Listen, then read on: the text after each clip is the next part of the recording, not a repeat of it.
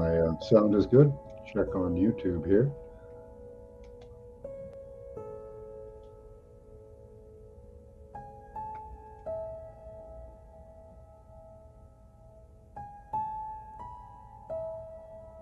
All right. Well, lots of good news. Well, interesting news to get to. Should be fun.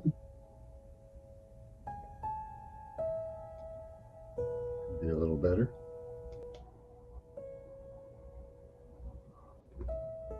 Switch my microphone up.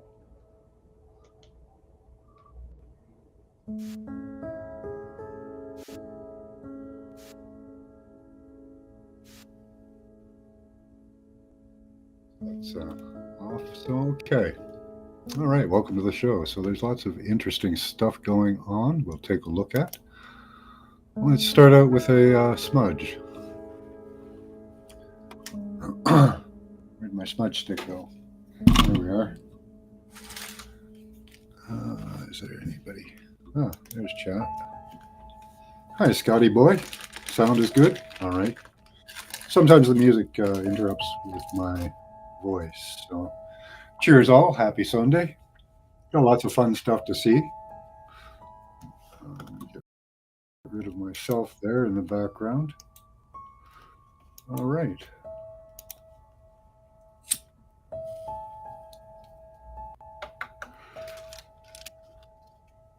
We will begin our day with something different. We've got a video of the Palantir CEO. Appears to be out of his mind.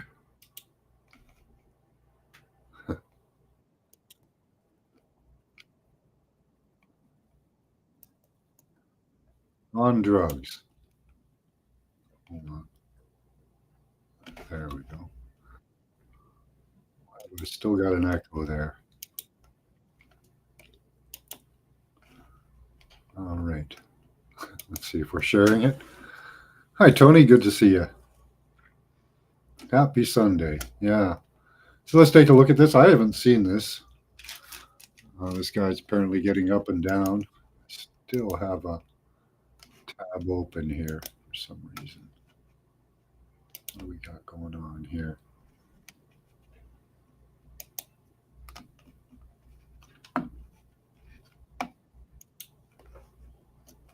I don't know what's happening. I'm getting an echo. Hold on while I fix that. There we go. There I am. That'll fix that. All right. So again, here on with Palantir. This should be interesting. God knows what kind of drugs these guys are on, but we can speculate for sure. Hopefully, I'm annoying you as much as 10 years ago. Look at him. Or more. What? When I made a... Why is he jumping? He looks like a controlled 8-year-old child. I can't sit still in my seat. I can't sit still in my seat. What is he on? Jumping around like a magician who just had a bird get loose in his No, pants. I think an 8-year-old. 8-year-old boy. That was quite the display. Let's see. Move on a little bit. All the time. And you are now. And they're doing it. And Trump is giving $200 billion more to these types of people. And so watch this. The RT says Wild Palantir's drug addict CEO scares audience. You want to see how he scares the audience? I'm not kidding. Let's take a look at this in full screen. Here we go. What is the biggest problem in this culture? I'll tell you the biggest problem. No one believes the institutions are credible. And why don't they believe it? And I struggle to believe they're credible too, because these business leaders make completely stupid decisions. And they get bailed out. A year later, they're getting huge bonuses. And what do the American people get? Nothing. That's a huge problem. Like, if you make, so I think the real version. Yeah. First of all, yeah, he totally cares about the American people getting nothing. He's so concerned with that. He doesn't even have time to notice that he wants your he's data. Jumping around in his chair like a tumbleweed on crack. Good to see you, Scotty. Let's watch. Watch. It gets worse. Is like, I made a lot of decisions when we began talking, annoying each other 10 years ago. Look at him. Hopefully, I'm annoying you as much as 10 years ago. Look at him. or more. What? When I made a. Why is he jumping around like a magician who just had a bird get loose in his pants? What isn't that? You see this guy jumping around? Look at him go. Decisions when we began talking, annoying each other 10 years ago. Hopefully, I'm annoying you as much as 10 years ago, or more. When I made a, you know this. Yeah. Every decision. You're right. This guy is FDA's like, going public. Man, you tell me this guy's not on. He's got something good going on. This guy's not. Is this guy not on something? Is he on something? He looks like he's on something. Come on. He's not wiping his Normally, nose. he's though. just one of these guys who sits there. You know, he is jumping around like he just building products. No one enterprise, large data sets, going to government, acknowledging American superiority, being pro-meritocracy, launching an AI platform, calling into question that AI models would actually be able to perform without orchestration. Every single one, ornithology, every single one of those was viewed as stupid. You know what I actually have grown to appreciate about capitalism? All the people who made the right decisions went broke, are going out of business, or now have to copy us. Microsoft launched Ontology. Everyone wants to do FDEs. Everyone basically copies me and Palantir. He's jumping around more than Big Gay L in a South Park episode. We'll take a look at that in a bit, Tony. If you have a link to a what is he, Tim Waltz at a rally? An article, I'd like to show it. That was amazing. You tell me that guy's not on something? He's fussing around like a dove got loose in his pants. By the way, he's the same guy who said the U.S. will likely fight a three-front war: Russia, China, and Iran. Palantir's, that's the same guy who said that. Just keep that in mind. These people are extraordinarily evil, and they are marching in a world down a path of destruction and death. So just keep that in mind. Good catch, Laura Myers. He said that in August of 2024, and now he's jumping around like a quack on crack. What is the biggest problem in this culture? I'll tell you the biggest problem. No one believes the institutions are credible. And why don't they believe they're? And I struggle to believe they're credible too, because these business leaders make completely stupid decisions. And they get bailed out. A year later, they're getting huge bonuses. And what do the American people get? This guy's making me itchy. That's a huge problem. Like, if you make, so I think the real version is, like, I made a lot of decisions when we began talking, annoying each other 10 years ago. No. Hopefully, I'm annoying you as much as 10 years ago, or more. Okay, guys, you know this. Yeah. Every decision Palantir Look at that guy just sitting there. Keep the camera on me, you know. Going public. I wonder they've got the wide angle shot there. They can't. He's just sitting there like. You know, they'd probably like to do a close up, but good luck with that guy. He does a take to the audience at one point. He just looks at them like. This is why you shouldn't buy just one Matsaif. If you only buy one, you're just losing money. Add another to your order. You need two. That host? Because you've got more than one arm. Building products, no one enterprise, large data sets, going to government, where are you getting those large American data sets superiority, being pro-meritocracy, launching an AI platform, calling into question that AI models would actually be able to perform without orchestration. Every single one, ornithology, every single one of those was viewed as stupid. You know what I actually have grown to appreciate about capitalism? All the people who made the right decisions went broke, are going out of business, or now have to copy us. Microsoft launched Ontology. Everyone wants to do FDEs. Everyone basically copies me and Palantir. Oh, my God. First of all, if you think Trump's a braggart, this guy, holy crap. Everybody's copying us. Everybody. See him jumping around. By the way, decision Palantir made. FDE he's almost hitting the guy. Going years ago, or more. When I made a, you know this. Every decision Palantir made.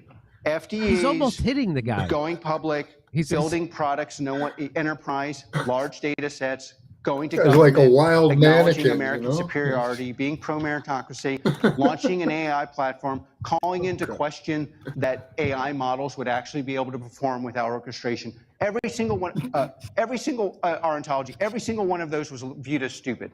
You know what I actually have grown to appreciate about capitalism? All the people who made the right decisions went broke, are going out of business, or now have to copy us. Microsoft launched ontology. Everyone wants to do FDEs. Everyone basically copies. Cocaine's pretty good for that. Math. Wow. Okay. Yeah. I wonder what speculations they have some fancy designer drugs now. I don't know. Doesn't look like that crank or anything like that. Speed, possibly some type of a speed drug,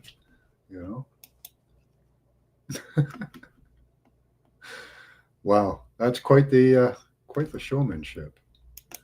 And he's talking like he really cares about you. So that guy looks like a guy he's on something. It looks like that's what it looks like. I'm not saying it is, but boy, if you wanted to do an impression of a guy, a CEO who just took some meth and mixed it with some coke and then went out to do a thing, that's how you would look. That's the impression you would do.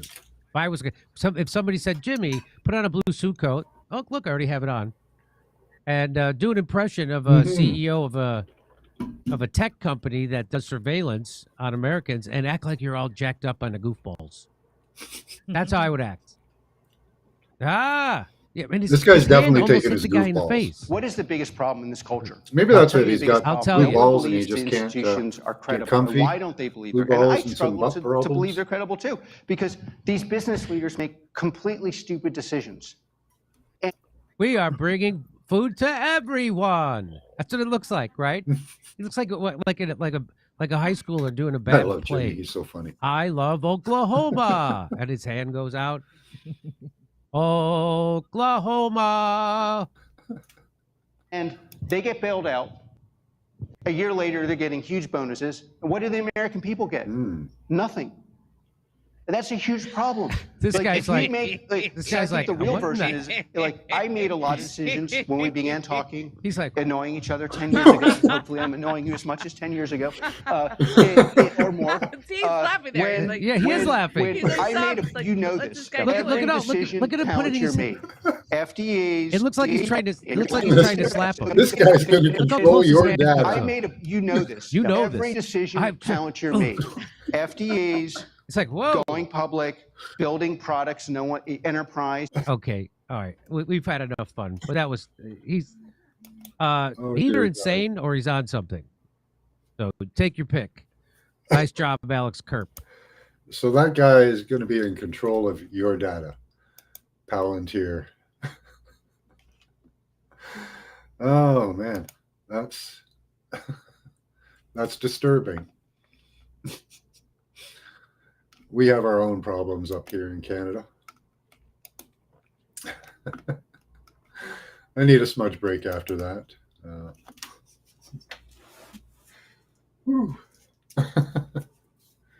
That guy was something else. Who they put in positions of power these days, right? It's a scary system.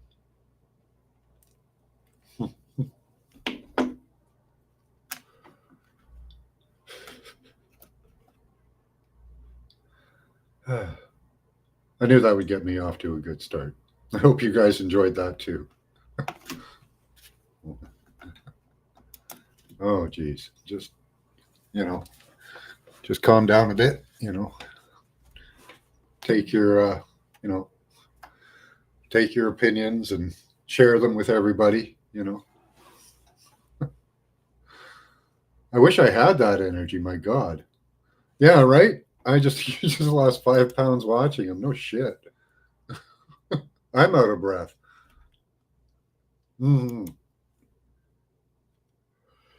Yeah, more smudging. That was a lot to take in. Oh. And these are our illustrious leaders of industry.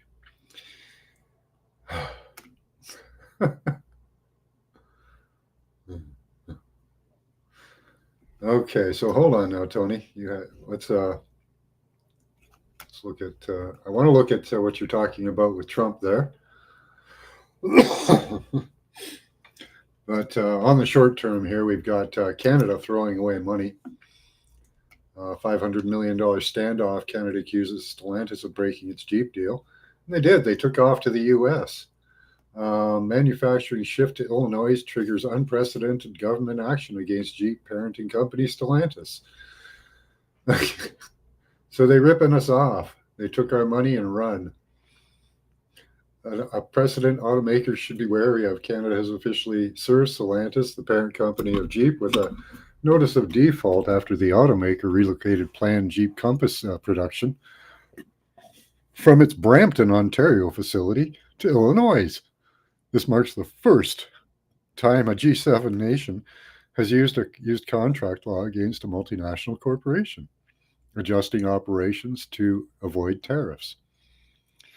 So they run into the south to avoid tariffs. Canada committed over 500 million, 358 million US, to Stellantis through agreements linked to maintaining manufacturing in Brampton and Windsor.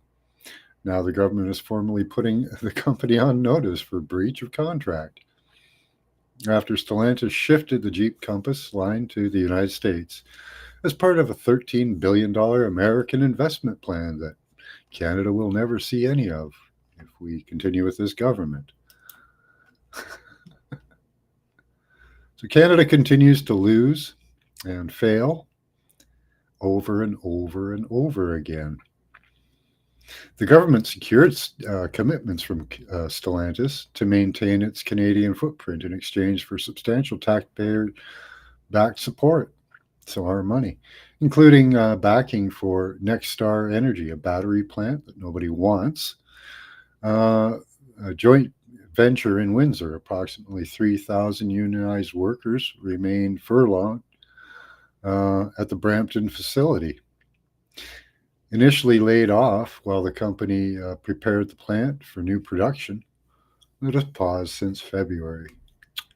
Isn't that a shame? Hey, Smiler, good to see you.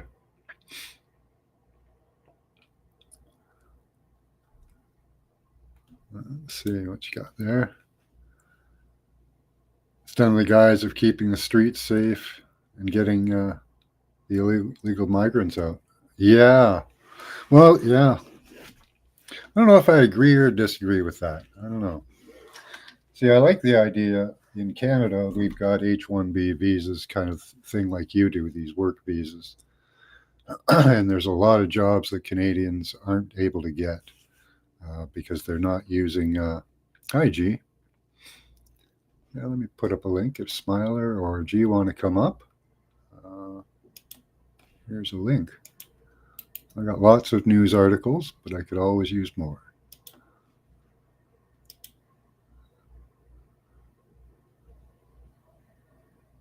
Did that post? There we go. So yeah, Canada is just losing money hand over fist in this debacle. A lose-lose situation for Stellantis. So the battery plant, that's ridiculous. Where were we here? Stellantis faces competing pressure in America that make compliance nearly impossible. President Trump's aggressive tariff policy threatens 25% duties on automotive imports. That could cost the company an estimated $1.74 billion. Relocating production to America offers the only path to avoiding these charges. Well, and all the carbon taxes and regulations and other crap that the Canadian government piles on board. It's pretty bad what they do. Makes it almost impossible for business to operate, right? All right. I'm on for a couple hours there, Smiler. So yeah, let's go back here.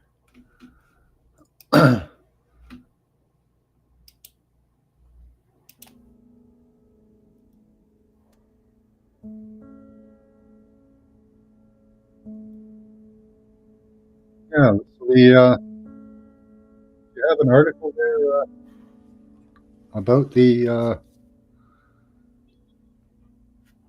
illegal migrants.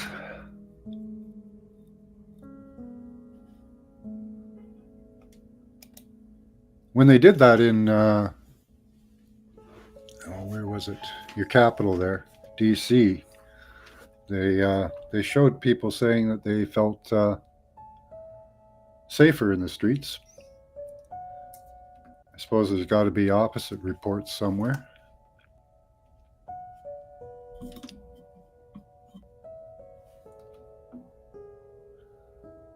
I heard that they were snatching up Americans, but I always, you always have to ask the questions.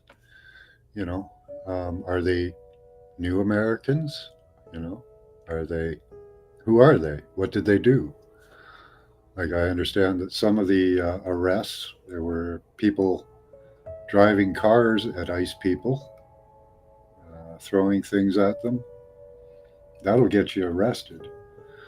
The left has gotten to a point now where they think that they're immune to civil disobedience charges, where they, attacking police and stuff. And you can't get away with that. For years they did with the Black Lives Matter riots and all that. And remember Chaz, where the police just stood down and let them do whatever. That was an interesting place to be, I bet. All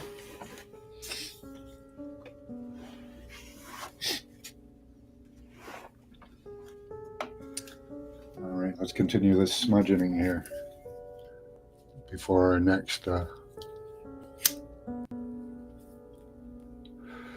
If you have any videos or articles you'd like to post there, Tony, or anybody else, I think you're all modded. I did mod Craig. What happened? Oh, Smiler's not modded. He's got to be able to share stuff. The no pants, what? The no pants movement, yeah? That'd be a good one. Did you get modded, Tony? Yeah, you did. Okay.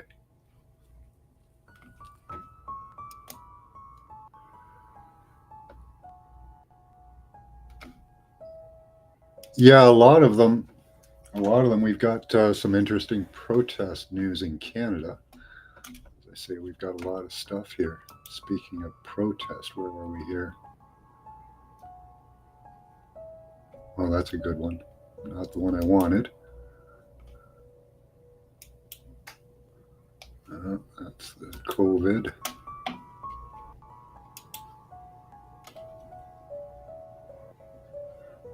Yeah, here in Canada, there are, hold on, I'll share this.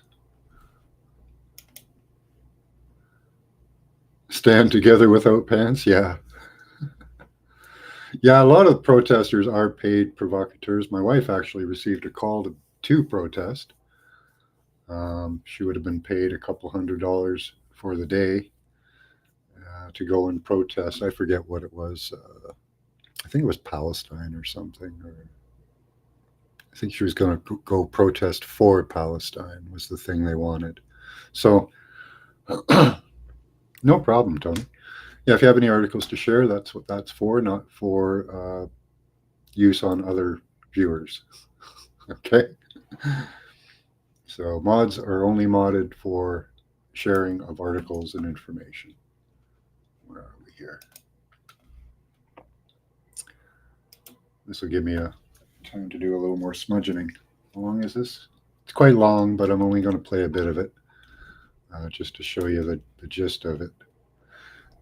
So what it is in Canada, years ago, there was the movement started Every Child Matters that was based on the idea that Indigenous children, Native North American children, were put into schools, Catholic schools, and that they were murdered. Some 215 of them were murdered and buried in the ground. So the government invested, I think, millions of dollars. I don't know exactly how many, they may tell you here.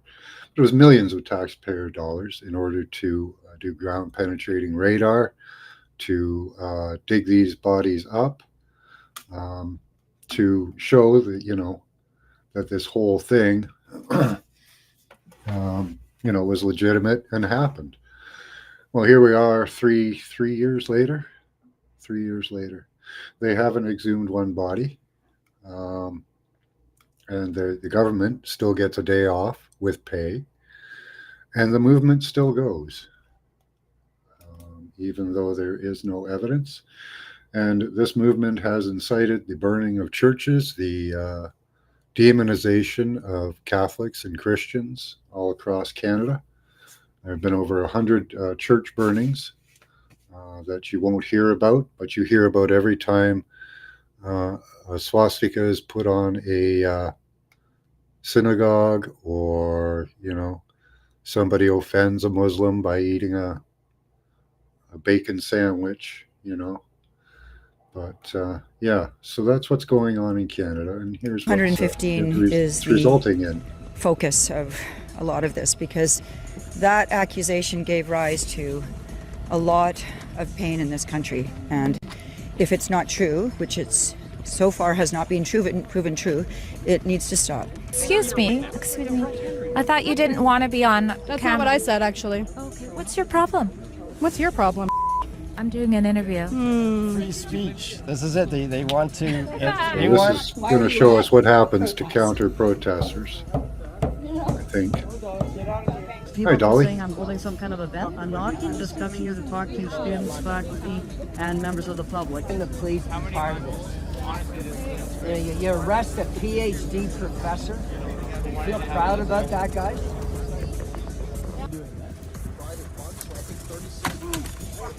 And this is a color revolution. The orange is the color they're using for their. Well, it's a battle of the minds. At least it should be, but it isn't, because I'm at the University of Victoria, where what was supposed to take place was an open discussion led by Dr. Francis Whittleson, a co-contributor to the #1 selling book, Grave Error, as well as a documentarian behind the What Remains documentary. Both that book and that documentary are about exposing what many are calling the greatest hoax in Canadian history. That is the claim that Canada is a genocidal nation due to false claims of unmarked graves that swept the country after Kamloops led the torch in 2021. You might recall a documentary from us at Rebel News that also exposed that, called Kamloops, The Buried Truth. Also supposed to be present is 1BC party leader Dallas Brody. Her party's documentary at makingakilling.ca was released the day prior to this gathering, and it also exposes the 215 lies and takes things a step further by uncovering how tax dollars are misused to fuel the reconciliation industry. Dr. Francis Whittleson was supposed to be here today just to talk to some of the students like she herself used to teach in Calgary before free speech and critical thinking became a crime. But we're told that she was arrested, and so we're going to find out more about that. But first, let's hear a little bit about the gathering that took place as that was also happening. People who know me, I'm a TV producer and documentary maker, and I know how to do it. And I haven't watched her movie, her documentary, and I don't plan on watching it, but I got a good idea of what I'm going to hear and see. I encourage you not to watch it. Or if you want to counter it, I encourage you to watch it and maybe counter it online. I'll leave that up to you. And I represent her today and my aunts and uncles and my brothers and sisters that went through the schools, that dealt with everything, the pain, the trauma. It's real. It happened, and nobody can tell me that it didn't, because I'm still here, and I'll be that voice as we continue forward. This gathering, for those students that are walking by on the outside, they're going to want to know what this is about, and they should know. Some of them are out of country. They still know our history. So share with all your contacts online, and let's stand together. And thank you. And every child does matter. they say I'm trespassing and that this is private property at a publicly funded university. Okay, we heard some of the speeches from the crowd ahead of you here, and there was encouragement not to watch the documentary. Okay. They said that they know what it's all about and that you were coming here for just one reason. What do you make of that? What's the one reason they're giving? They didn't explain. Oh, I don't know what reason that would be. We've come here to basically talk about the 215 non-graves that aren't there. And, you know, the truth has to start on these university campuses. These kids are being fed lies constantly about this, and I don't know why they're doing this. What are they so afraid of? The truth is the truth. The truth isn't dangerous. The truth isn't harmful. It's good for kids to know the truth, because a lot of them are tired of living in shame and under this horrible accusation of a mass murder and genocide in Canada. It's really sad. These kids don't need to feel this way, and I don't know why they want to feel this way. I don't know why the administration here wants to continue this false story, and we need to have digging. We need to get going up there. Or what would you like to say to maybe some of those people who might see this about the intent of why you came to the university? Well, the intent is to raise awareness, let people know that there's another side to this. There is a side to the story that has not been learned, and that they need to. The truth is really important. And also that, you know, the documentary is worth watching because it will let a lot of people see what's been actually happening over the last 30 years and how this all came to this point. It's very educational.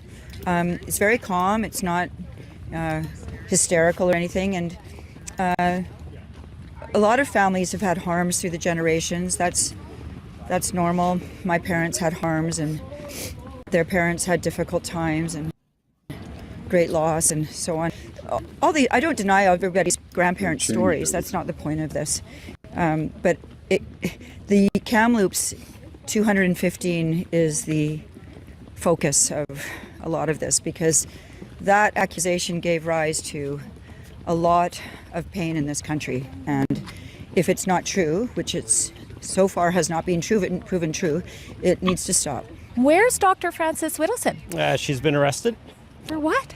For wanting to speak to students on campus here at UVic. She was very clear in her communications with the police that it was not an event, that she came here to talk with students, and they told her that she needed to leave, and she said she was here to have conversations with people, and they told her that they were going to arrest her, and they arrested her. And I think that the University of Victoria is in violation of the Charter of Rights and Freedoms and the ability of ordinary citizens to come and have discussions with whomever exists in that public space. And I'm not holding an event of trucks. If people are saying I'm holding some kind of event, I'm not just coming here to talk to students, faculty, and members of the public about the false claim source. It's one of the tricks of destabilization of a society. Hi, Paula. Good to see you. One of the things you can do to destabilize society is unequal application of the law. Really helps, you know. That creates more division lines and all that. It really does help, you know. The University of Victoria has been spreading for the last 4.5 years. It's a publicly funded institution. It should not be able to control information. Way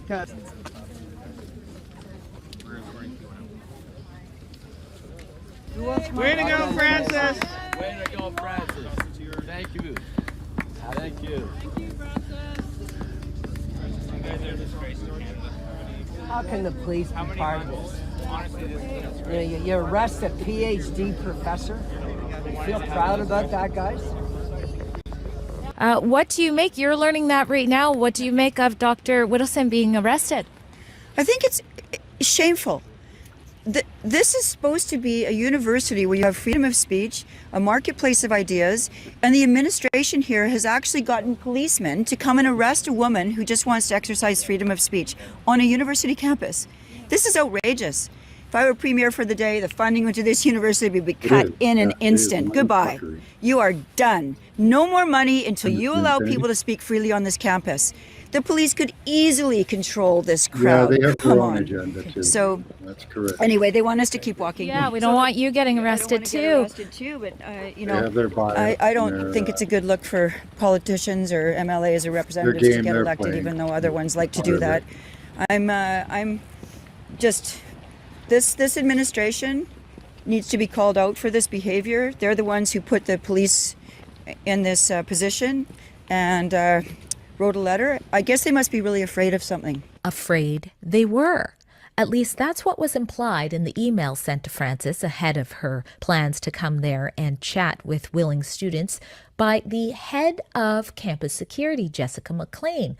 In that email, Frances was told she wasn't permitted because she didn't go through the proper channels of what they call an event, and thus they wouldn't have enough time to figure out the safety measures. But somehow they had enough time to figure out the safety measures for having hundreds of counter-protesters set up in opposition of Frances arriving. And those counter-protesters were led by activists, some who are not even students, and some, including this man you're seeing on the screen, Logan Statz, with a criminal past, who allegedly is the one who assaulted people, as you'll see later on in this report, and as he seems to be almost brazenly gloating about on his Facebook. But for now, let me jump to my interview once I caught up with Dr. Widdowson before we go back to the mayhem at University of Victoria. Find out what happened to Dr. Widdowson. We're actually at the legislature, so we're pausing our coverage. We'll go back to that after. If you want to Oh my gosh, what happened? It was nuts. It was insane. So we arrived to have I had my billboards on, my famous billboards. And I was walking with and talking to Dallas about things and how terrible the university was with everything they were doing and how this was distracting from solving actual Aboriginal problems. And as we were walking, we could see the crowd near the survivors flag and the sacred fire kind of area. And as we were moving, the police came towards us.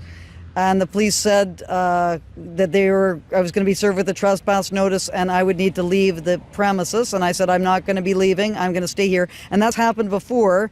And we've been allowed to stay. It's just kind of an intimidation tactic.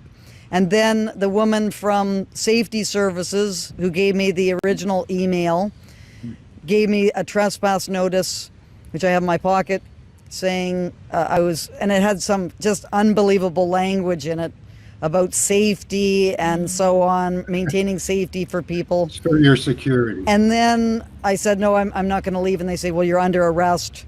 And we were escorted over to the police car, and I was put in a police car and driven to the Saanich police station. So you were arrested. Did they say anything about charges or? Yeah, so it was trespass, violation of the Trespass Act. But my argument is that the university was saying that I was holding an unauthorized event, and that was the problem. But I'm not holding an event.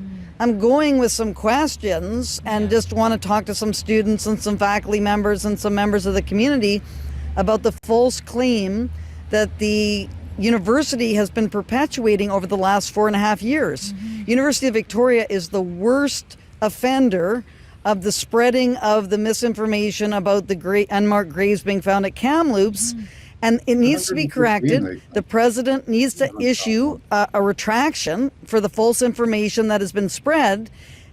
Latest was September 2024. So they haven't changed course at all. And they, in fact, have a section of their library website about opposing residential school denialism, which according to them is that you shouldn't challenge anything that Aboriginal elder residential school survivor says. That's what's on their website. There's a group of people who say, we have the truth, this is what you're going to accept, you shouldn't challenge it, you shouldn't have any way of examining the evidence that's being put forward. So this is pure propaganda and indoctrination that's going on, and the professors who are doing this are completely violating the academic standards which they're supposed to be upholding at the university. Well, something else was also taking place while all of these things Why were are happening in universities different areas, and that was assaults against a man who goes by Drew Coover. Here's us speaking to him. The police took Frances and she went off, and the next thing I can hear is this, and I'm like, that's a grenade. And this thing went past my head. I turned and saw the guy who did it, so I put my camera up like this to make sure that I got him, because if anybody's going to get hurt, especially a blind person, I want it to be captured. So I put my camera up, and this huge, this guy that most people think is huge, he's not huge to me, he came at me and just grabbed my camera and chucked it on the ground, and then started to come after me with his hands up. Years to be doing that. Private funds, so I think 36. Oh, yeah. I don't know that.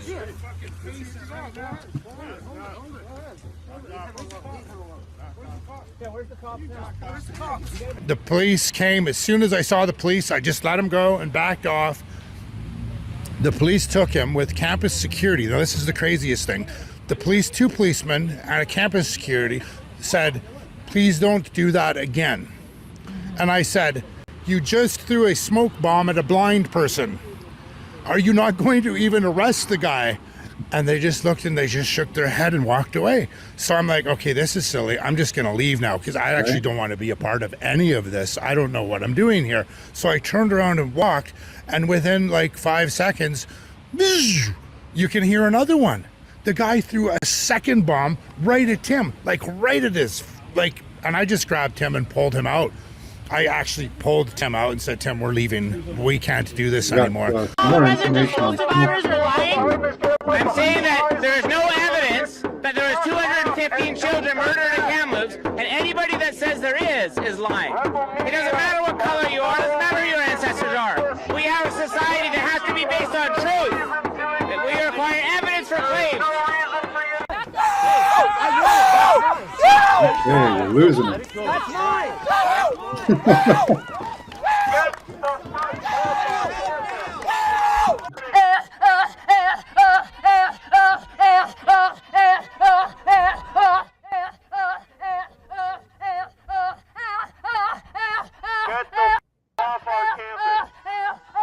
You were assaulted just now. How are you feeling, and what did the cops do about it?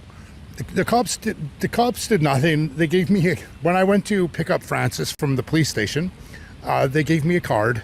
They said, you can call this phone number and we'll take your case file, but they won't do anything.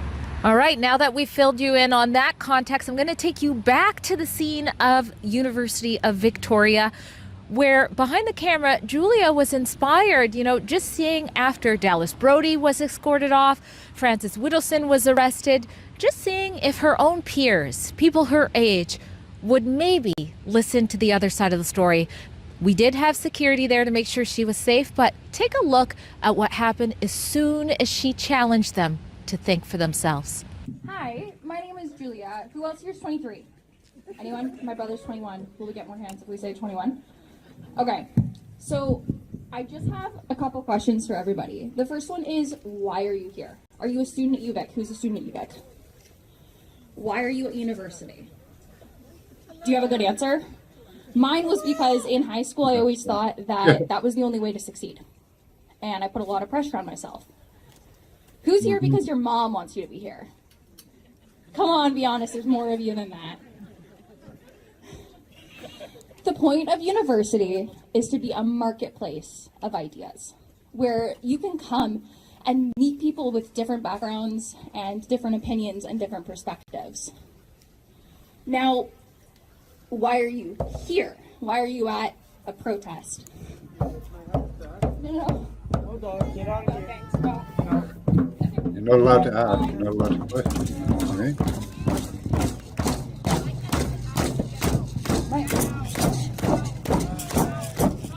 This is the way it will be dealt with in the future. I was going to ask them if they'd seen the documentary like I have, because it would challenge their On both beliefs and at sides. least make them It'll think. The just point of depend coming on to which way university they is wanna to push be it. open and have your mind open to new ideas and new perspectives.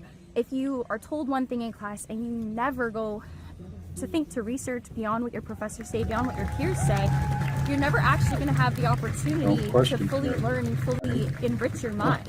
This may be a marketplace of ideas, but some ideas are shoddy goods in the marketplace. But have you seen the documentary, sir? Not right then. But does that mean that they shouldn't, even if they don't like the idea, should they not research? Should they not entertain the idea that they could be wrong? I find most people are so afraid of being wrong that they're not even willing to accept that there could be other opinions. It looked like you guys were having a discussion, so I was just going to be listening. Okay, well, this is a fun spot here. I'm not talking, actually. Yeah, I'm not. I just don't want to be on. Yeah, who pays for What, the are you university racist? gets to Are you racist? install the ideology. Okay. He's busy with Fairy Creek stuff. What were you guys discussing before? Oh, I've been talking lots about very interesting conversation with this fellow here about news sources. Actually, that came up, and he's saying, well, what are my sources? I say I like to read, it's like I read the studies, and I read critiques and peer review and that kind of stuff. And then he's saying, well, maybe your sources are bad. And I go, well, okay, now how is it that all these people have been led to believe that there are 215 unmarked graves in Kamloops? So that we have a problem with sources here, don't we? Yeah, here we are. We should be able to calmly, civilly discuss stuff. Excuse me. I thought you didn't want to be on That's camera. not what I said, actually. Okay, what's your problem? What's your problem? I'm doing an interview. Do you believe in freedom of It's not a good look You're not for a you. journalist. What's the definition of a journalist? I care so much what you think is a good look for me. What's the definition of a journalist? I'm not speaking with you. Okay, why are you blocking our camera then? Do you Because like no one attention? wants you here. Because no one wants you here. I'm in the middle of an interview. Thank you. So where's your press pass? I'm here doing an interview. Where's your press pass? Does she am. need one to be here? Nobody's asked me Well, you're not a officially to journalist. leave. You don't know what the definition of a journalist is. Do you believe in freedom of speech? How about bodily autonomy? Do you believe my body, my choice? Okay, well then, that's interesting. Here's another two. Here we go. Obstructing free speech. This is it. They want to prevent speech. Is what's going on here. Okay.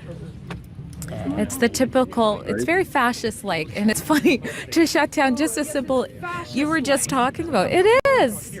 You guys are like allergic to, I don't They know, want to discussion. Allergic to your hatred of what? Your bullshit. The only one being hateful is transphobia, you. your racism. You called me a B word. I don't even swear. You have a right to your beliefs, but yet you will not extend them to others. Don't touch her. Don't touch her. We're not touching her. I wasn't even looking at you. I can see you're not touching her. Is that your security guy? Yes. It's just sad. Like, I don't understand. When I went to university, this would never happen. People would have enjoyed talking. Excuse me, the real left fiercely upheld and defended free speech. Let's get that right. That's actually our security. That's our security if you go too Oh, close. that's nice. I don't Absolutely care. right. Well, then don't go too close. It's typical. That's what we need. More caring. It's the echo chamber at the university. And the crazy part is how bad they make themselves look. I mean, if you have an issue with Rebel News, why be the center of attention in one of our reports? Like, why stop an interview? Why seek that type of attention? Why is that? Counter protester, will you please step away because I don't know you. No, I'm We just don't know. here to be involved in this. I think we can take a step back and let them just be angry with themselves. They're not angry. She's angry, though. I'm not angry. You can see that, surely. Trying to just, we're giving them what they want in this, and I think I wanted to do an interview, and she interrupted the interview. So don't speak on my Here's one of behalf. the, Ask why she's. That's one of the people getting paid $1,500 a day. She's a controller. You can see how she's masked up. So she doesn't want to be seen.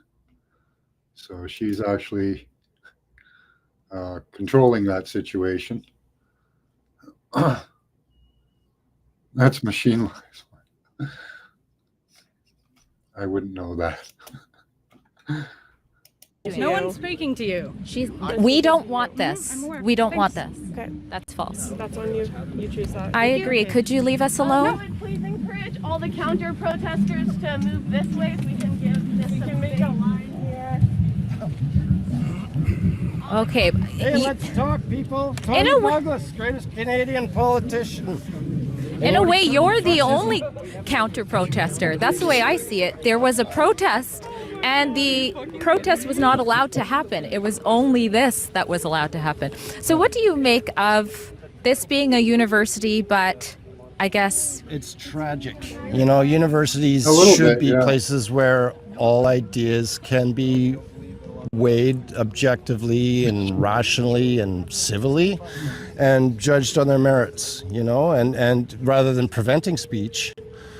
That's a serious situation. So you're not, whenever you suppress or prevent speech, then it's gonna rise up and create a monster, you know, if you're preventing. And then too, we've seen all too often censorship of science. You got a mask. That's they think that they can do this with scientists. They can censor, fire, deplatform.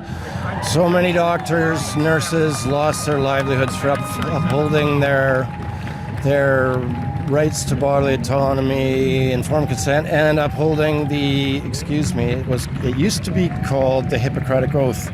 And it's the government now wants to criminalize truth speech. What do you think about the criminalization of true speech? Won't blow smoke in her face. Thank you so much for your time. All right. Now they got the smoke abuse out. Blowing smoke in our face now.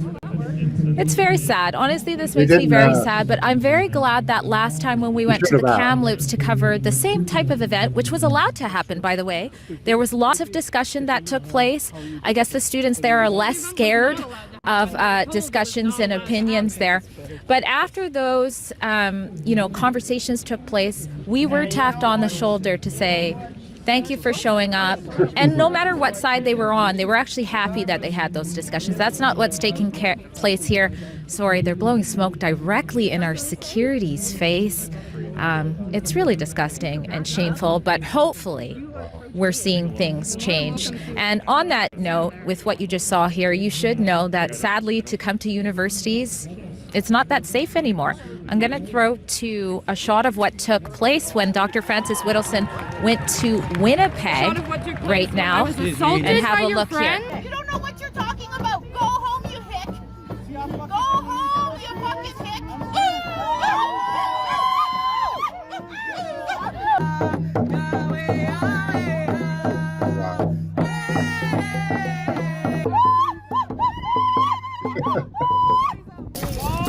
Probably.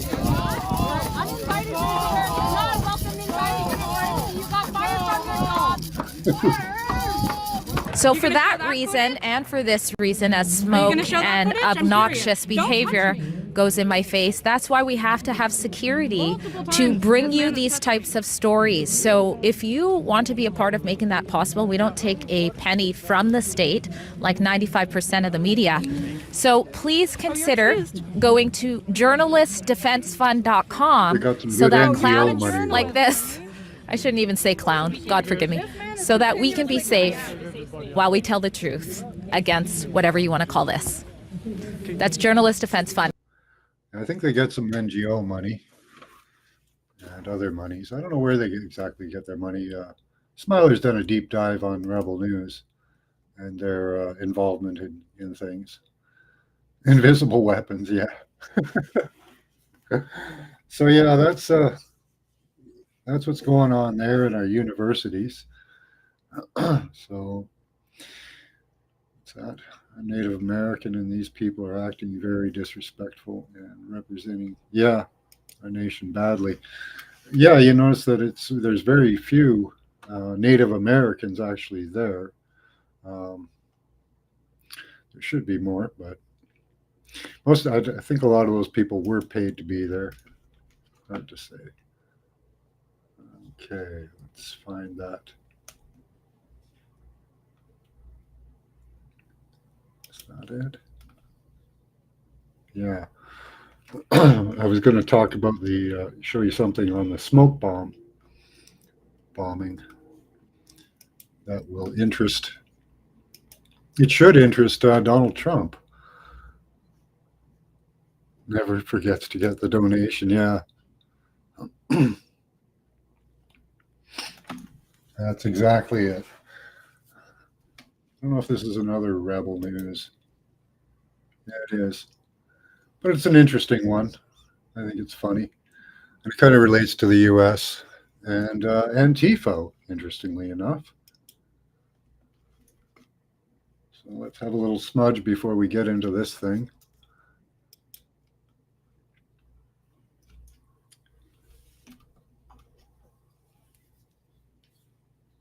Yeah.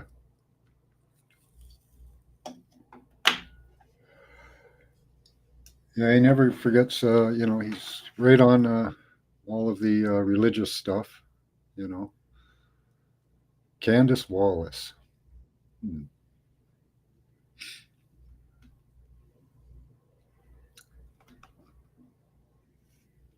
Right, G? Yep. Brilliant lady.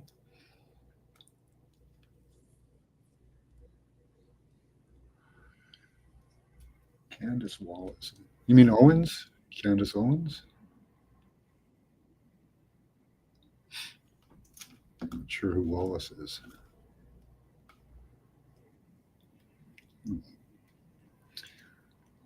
She's a brilliant lady. Cool. Owens is interesting. Candace Owens. I don't watch much of her, but I do catch the occasional clip they do. But, yeah, this one's funny. And this should interest Donald Trump, Americans, and a lot of people, really, a lot of Canadians. Alex Lavoie for Rebel News, and here's an update many of you have been asking for about Gabriel Lepage, the man alleged to have set off smoke devices in a Montreal church during Sean Ford's worship event last July. After identifying Mr. Lepage and uncovered what appears to be connections to Antifa, he is still employed by the Department of National Defense, working comfortably from home. My source confirmed that Mr. Lepage has been working remotely. Welcome, Smiler. How you doing? Good. You? Doing good, thanks. Just enjoying the clown show going on. Oh, you're swirling a bit. There you go. Yeah, here we have another unequal application of the law. And some ties to Antifa, which is kind of interesting.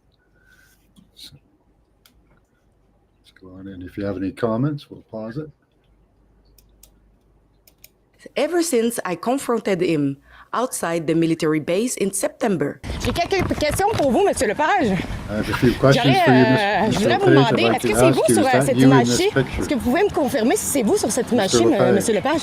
Je parle pas à Rebel News, désolé. Est-ce que vous pouvez me dire si c'est vous qui avez lancé 2 bombes fumigènes dans l'église Ministerios de Restauration en juillet dernier?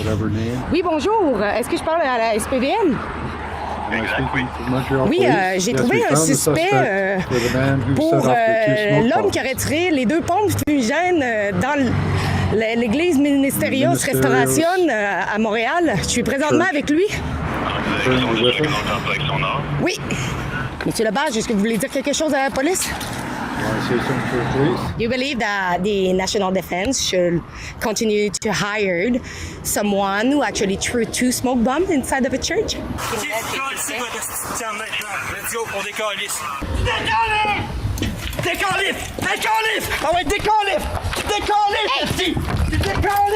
Hey, c'est quoi ton problème? What struck me during the encounter was how calm he remained.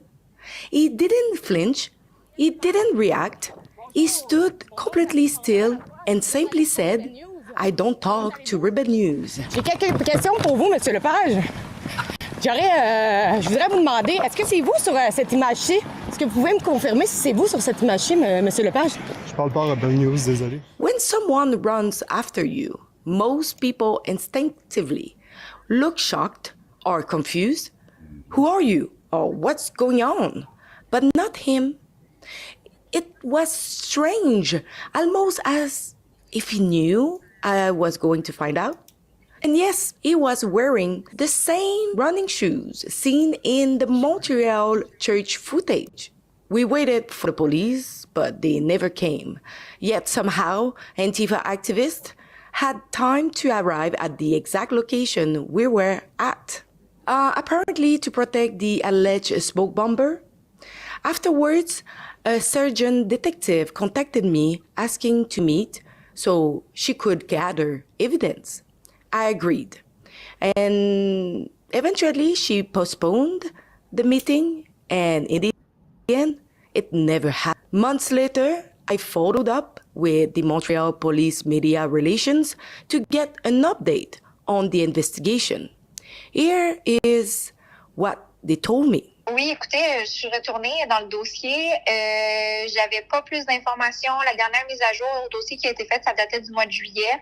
Puis, c'est toujours la même chose. Il n'y a pas de nouvel ajout dans le dossier. Il n'y a pas rien de nouveau. Fait que, malheureusement, j'ai pas de développement sur cet événement-là.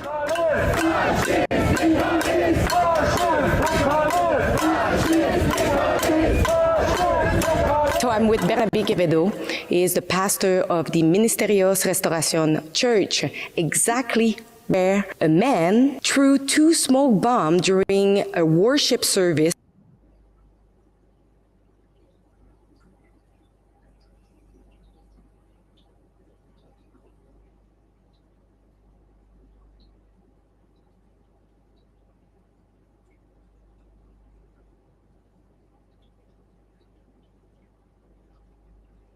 Of Sean Ford back in July. And we have a suspect. And I want you to look at him on a picture and tell me if you recognize the man. Yes, this is the man that threw those 2 bombs. Yeah, that has the same glasses, the same hairline. It's some build.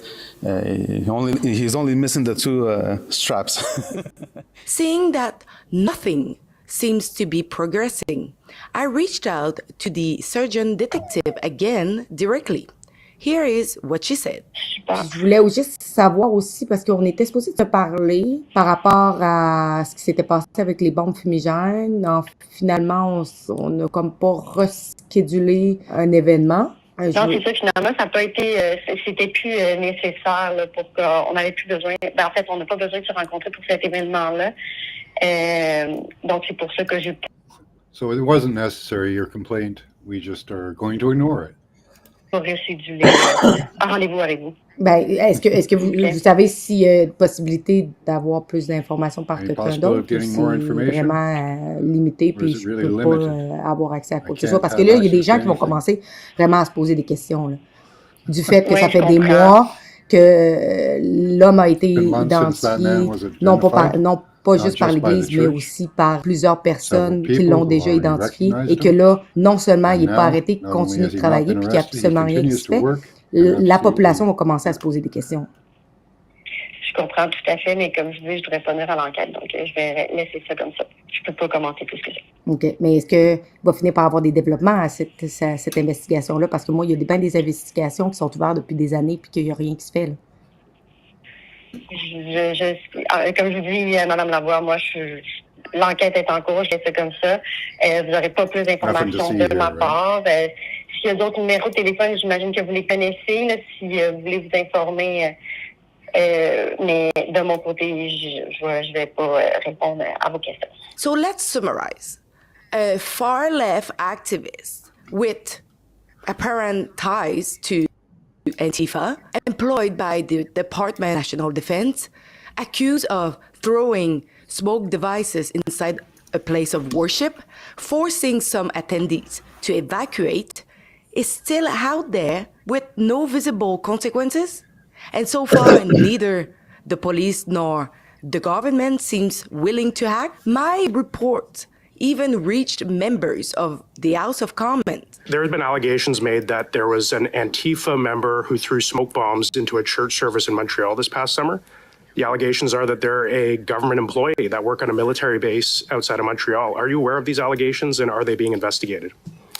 allegations such as that are investigated by the police of jurisdiction, so that in this case, it would be the City of Montreal Police. Considering that this is a potential terrorism case, does this concern you? Are you at all concerned about potentially a government employee being a member of an organization like Antifa and committing a crime like throwing smoke bombs in a church service? I'm concerned at every incidence of hate at any place, including churches, and certainly the allegation involves government employees. That makes me more concerned. It's a government action, not a hate action. So nothing. Wow. Meanwhile, my colleague was recently arrested on accusations made without evidence. Yet, a filmed, identifiable suspect accused of disrupting a church service and throwing smoke devices faces no consequences. It seems the political class and law enforcement are shielding this individual. Why? Why is the far left, including Antifa and other extremist networks, being protected? These are legitimate questions. And thank you for watching. This is Alexa for Urban News. And incredibly, Mr. Lepage is expected to attend the Christmas work party. Yeah, so there's Antifa in our Defense Department. Does that mean that Canada can be declared a terrorist organization if Trump declares Antifa a terrorist organization? Well, Trudeau's been funding Antifa, hasn't he? Yeah, he has. And if they declare it a terrorist organization, we become a terrorist narco state. We're importing fentanyl, and we have Antifa in our military. So, you know, he's attacking Venezuela. Is he going to be hitting Canada pretty soon? You know. Well, he wants Canada, doesn't he? Yeah. Well, 51st state. Why not? Right? If you got the military, because we don't. We couldn't. If they wanted to walk up here with their military and take us over, they just do it, because we wouldn't be able to stop them, really. Have no nukes, apparently. You know, we have very few ships, planes, or anything compared to the U.S. We don't even have the 10th. You know, we're a 10th of their population, but we don't even have a 10th of their military. You know, more like a 100th, even less.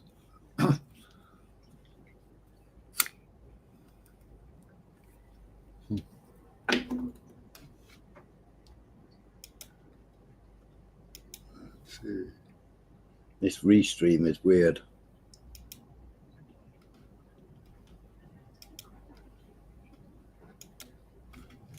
Oh yeah, I wasn't able to get to the volume on my settings for some reason in my microphone. We love Canada. Yeah, thank you. It's like the chat. I have to keep scrolling on the chat. But the yeah, chat, it does that. It did that to me a couple of times. I don't know why it does that. But it don't line up with the YouTube chat. Yeah, the YouTube chat works better than the restream sometimes. It's weird. Good job I got multiple screens.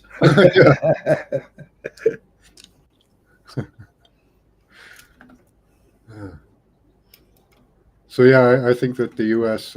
Probably, you know, if they're true to their word, should probably start doing strikes into Canada, stopping the fentanyl labs, and you know, stopping Antifa and the narco state that Canada is.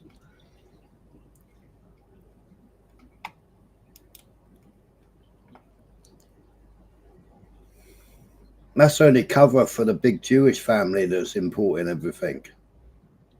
One that I exposed the other night on my live stream. Yeah. Yeah, I don't know why everything always seems to tie back to the Jews. It's ridiculous, you know. Just keep heading north. Yeah, there's a lot of tundra up there. you get into Algonquin Park, you might do okay. Might be enough game for you to survive on, but it's pretty harsh. Yeah, the Sackler family. The Sackler? Yeah, they're called the Sackler family. Hmm. They own Purdue Pharma. They do the oxytocin. Oh, nice. They made the money off that? Yeah. They're the ones that created the opioid crisis. Yeah, that started with the Indigenous in Canada as well. Yeah. They tested it on them and saw that it was really addictive, so they rolled it out to the rest of the world. Then, of course, you've got the CIA. Yeah. The Clinton, or was it Bill and Hillary with cocaine? They're busting cocaine up here, which is an interesting thing. There have been a couple of large cocaine busts in Canada. Surprisingly enough, not many fentanyl labs getting busted, even though they know that there are lots of them around. But they're you got a link? I don't know you that well, Inner Buns.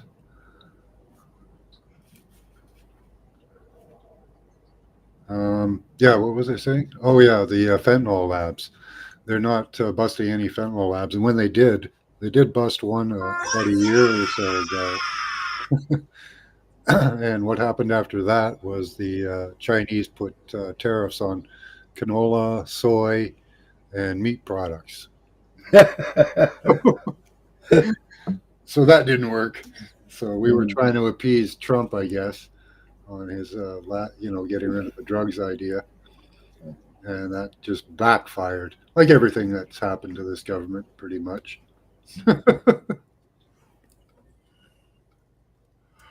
So that hurt our farmers really bad because a lot of them do grow soy and canola and all that for China. They send them out as raw products and then they come back as processed, of course. They don't buy anything that's processed from Canada.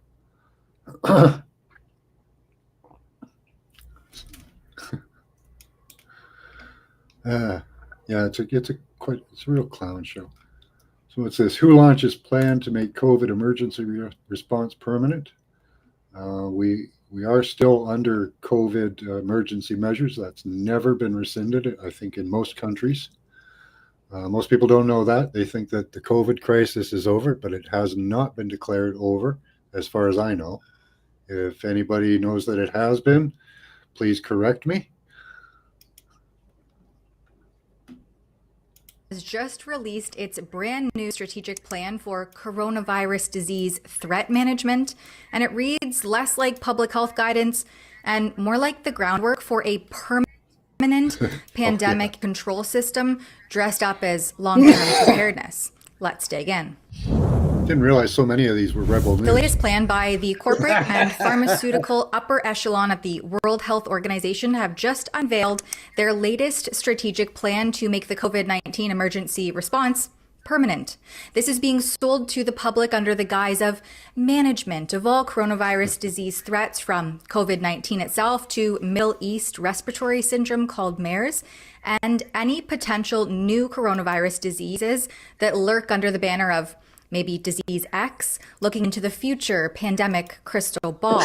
They call it a turning point in the transition from the COVID-19 emergency response to sustained, long-term, and integrated management, building on the lessons of the past 5 years of COVID-19 response.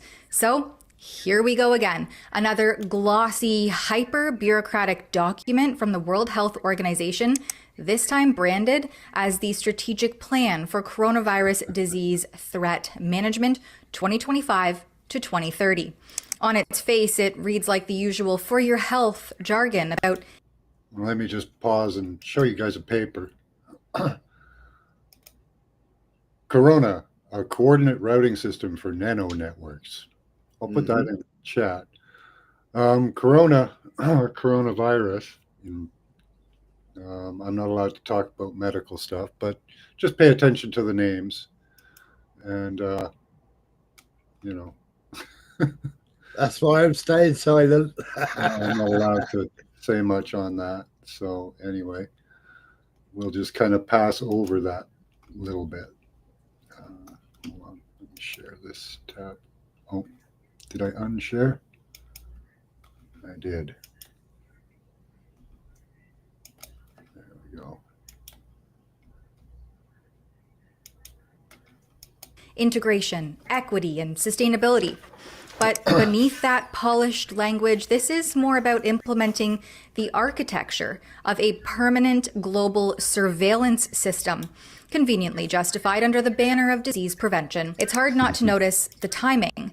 After years of pushing for a sweeping pandemic agreement, one that still hasn't materialized in the form of WHO Director General Tedros Ghebreyesus so desperately wanted, the WHO now presents this 5-year strategic blueprint, and suddenly every country is urged to align, to harmonize, and to build resilient systems that all seem to point in the same direction.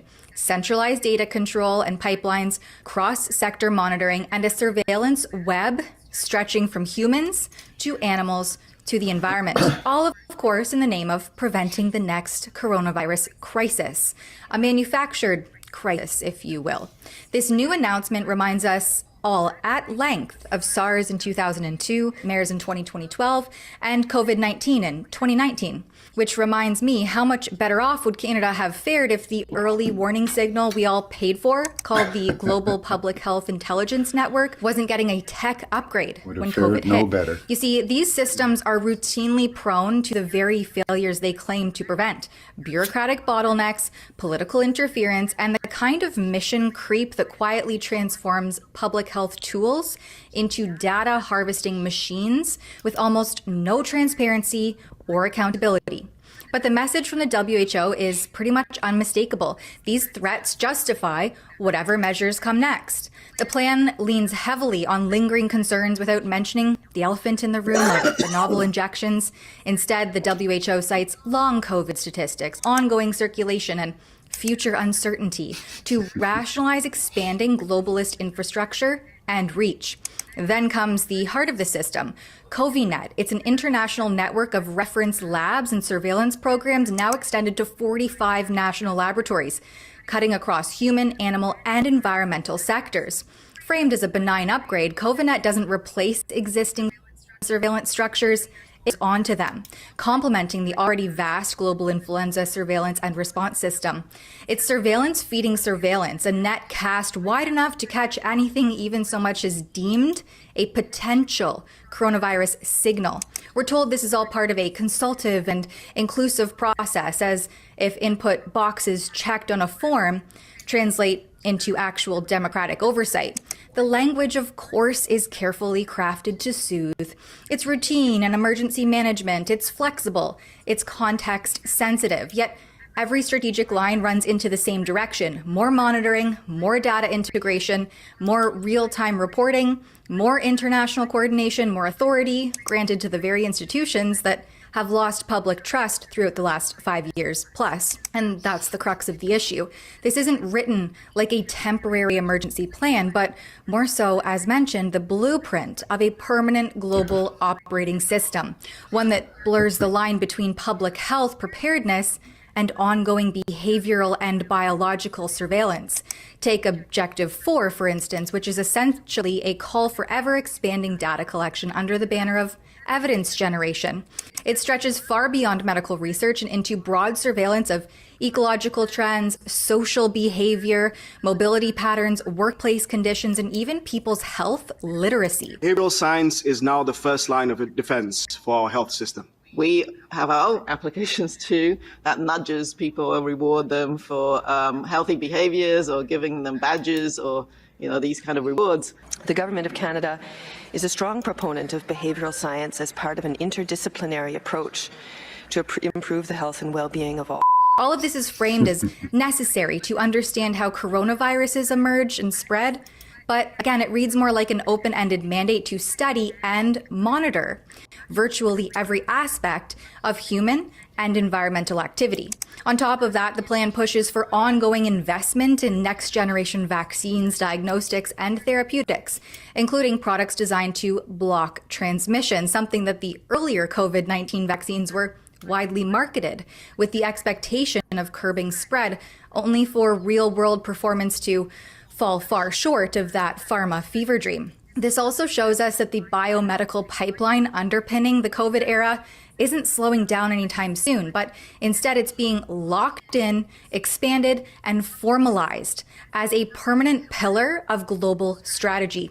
Look, I think we can all agree that disease prevention matters, but when every new proposal arrives packaged with sweeping data collection frameworks and top-down guidance that looks suspiciously like governance, people have every right to ask whether the infrastructure being built is truly about health or about control under the guise of health.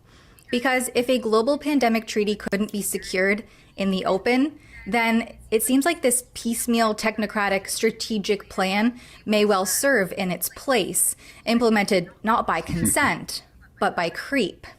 For Rebel News, I'm Tamara Ugolini. Yeah, so you guys in the UK, you got a license, didn't you? A work license? A work license? Was it? A work license? What do you mean? They gave you a new ID to allow you to work as a British citizen, wasn't it? No. They're trying to bring in the ID card. Okay, yeah. That's what I thought you already had one. No. No. To come to the country, yeah, you're supposed to apply for a work visa if you want to come to UK and work, the same as like Canada, Australia, America. But they're trying to bring out this digital ID under the guise of to stop foreigners, these people that come across on dinghies. To stop them working illegally. But to work, you've got to have a national insurance number anyway. Yeah, you've already, like in Canada, we've got our SIN number, that they can tell, you can tell by the SIN number who that person is, where they came from, how long they've been in Canada. Don't really need any more, But I think there's been a lot of protests against a digital ID, but like where I live in Cornwall, our Cornish council, that's already said no to digital ID. So they won't. Cornish council has said no implementation of digital ID in Cornwall. Good. Somebody's refusing. That's good. Yeah. Oh yeah, that was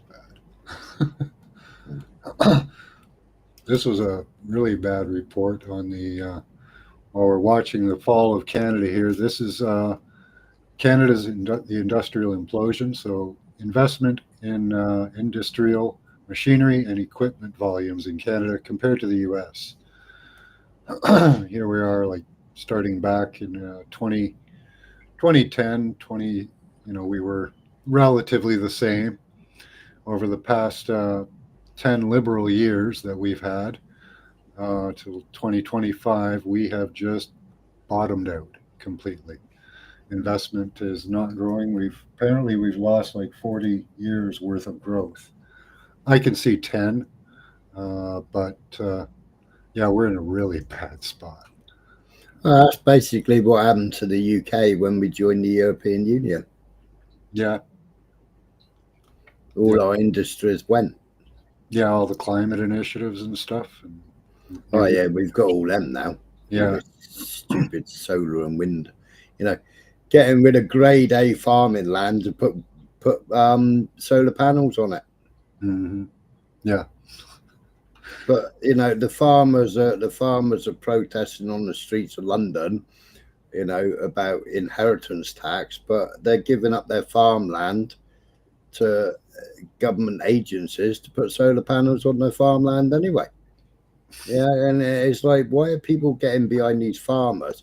Farmers have rolled over, had their bellies tickled for years and years and years and years under the EU. They've had grant after grant after grant. Most of them have been growing GMO crops and being paid to grow GMO crops. And, you know, now the government has said about inheritance tax, they're all on the streets complaining. Well, they didn't complain when they were getting all their grant money from the EU for GMO crops. They didn't claim, they didn't, you know,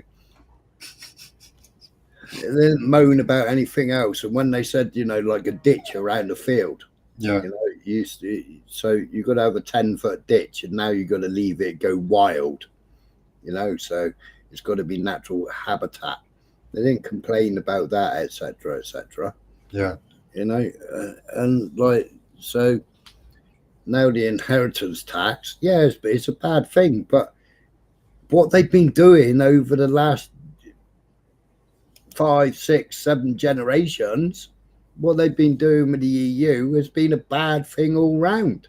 Yeah, you know, and what they're doing now with solar panels and wind farms and giving up their land for it. I mean, grade A farming land, you wouldn't hear of it, would you? No. And then putting their land up for special SSI, special scientific interest. So they get extra money now for SSIs. You know, what is that? Letting the land go fallow and getting paid for it? Yeah. They do. They're doing that all over. Planting wild seeds and, you know, wild seeds and trees instead of farming the land. They already gave them wildlife. They gave them the ditches, right? Yep. Now they need more. Yep. And then so you got all the wild land, and then, oh, hang on a minute, we'll have a few glass panels on there and call it solar. We'll have a few wind turbines there. We'll kill the natural habitat. Oh yeah, absolutely. Yeah. It won't produce anything because the grid can't take the electricity. No, it's too wonky. They've got no battery storage. So it can't be pumped into the grid, and they're all subsidized anyway. And we're paying massive subsidies, taxpayers, massive subsidies to wind, because wind can't run when it's too windy. Wind can't run when it's too cold. You know, they got diesel generators. The diesel generators need to keep the wind turbines turning so the ice can't form on their blades, because the blades just snap off. It's crazy. Oh, I've seen that. That looks horrifying. You know, if that doesn't, you know, I've seen one do it over water. Imagine if it did it over land close to people. Yeah. You know? Yeah, but then, like, where they've put it in the water, they put it on the inshore. I mean, we had it down here where we had these wave hubs. Yeah. You know, but our council, they spent God knows how many millions creating this wave hubs, which ruined the inshore fishing grounds. So the smaller boats, it ruined their fishing grounds, never went online, and then they sold it to French company for £1 or something. Oh, God. You know, and it's never been put online, but it stopped the fishermen. Yeah. The fishermen can't fish those grounds anymore, you know. And also, where all your wind turbines are, that disrupts all the natural habitats because of the vibrations that go down through. Yep. It's not like an anchor chain or a buoy, you know. So you've got a buoy, a marker buoy out there with an anchor chain, you know, and you get habitat around that. The wind turbines, there's no habitat. You may as well have just plowed the seabed. Yeah. Let China come by and rake it dry. Yeah. Carry on scallop dredging. Yeah. They're destroying reefs right now as we speak. But because what happened? I mean, even you know, matey, you know, that always talked about the environment and etc., did all the animal programs and everything. Was it Bellamy? Was it? David Bellamy. But the Great Barrier Reef and everything like that, I mean, 5 years ago, it was in full recovery. It was best as been in millennia. Yeah. And it had nothing to do with climate, because the climate change is just a hoax. The Paris Agreements is just a hoax. You know, me paying $100,000 into some other country to offset my carbon. Right. I mean, how does that work? So my carbon, I've just paid $1 million to offset it in another country. But hang on a minute, we'll get the G8 meeting. We'll go storming through the Amazon and we'll cut all the trees down to make a fucking road. Yeah, how many animals did they have to kill for that? That was exactly. Ridiculous. How many miles of road was that? That was like 10. How many miles? 5 or 10 miles of road. Yeah, ridiculous. They went boring right into the Amazon. Maybe there was something they wanted there. Yeah, it could possibly be. Bit like Venezuela. Why does Trump want Venezuela? Was it that black liquid? Nothing to do with I think they've got rare earth minerals in abundance. Yeah, they have, yeah.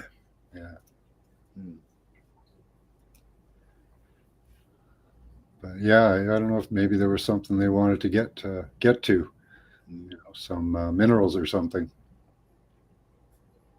Be a good reason to build a road, and why build it so far in, you know? Is Tony asking what asylum I came out of?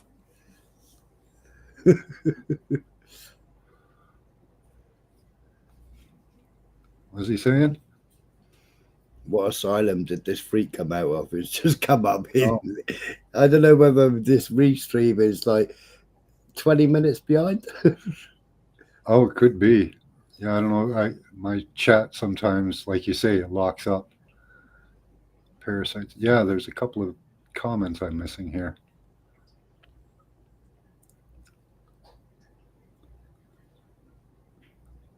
This was planned years ago. Hi, Desert Rose. Good to see you. Let's go back here and see if the chat's caught up. Yeah, okay.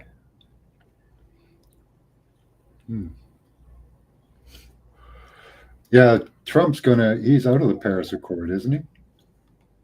So well, yeah, he said he was going to come out of it. I don't know whether he did. That was on his last sitting, wasn't it? Yeah, I don't know if he actually did it or not, but that should be done. I don't know that it will. Nothing that he's really planned to do has actually been done, I don't think, in any way, except for the Venezuela thing and Israel stuff. They pass a lot of Israel stuff. So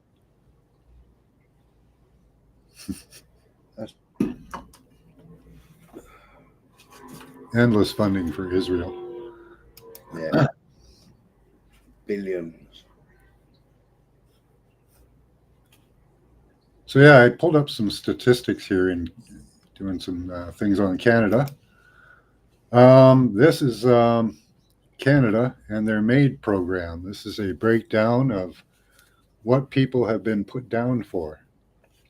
So you have autoimmune conditions, 0.5%, or sorry, 5%, chronic pain, 8%, diabetes, 11%, frailty, that's an interesting one, interesting wording there, frailty, 25%.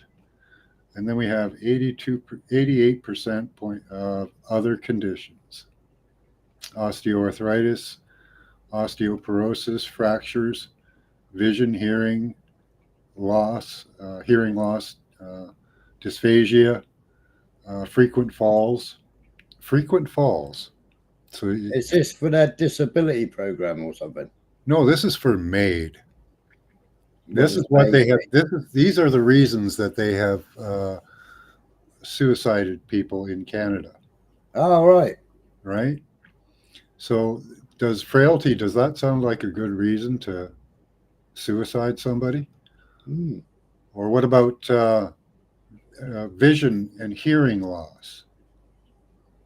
Dysphagia, I don't know. I know that that's not nice, but And frequent falls. Well, we have padding and stuff, don't we? You know,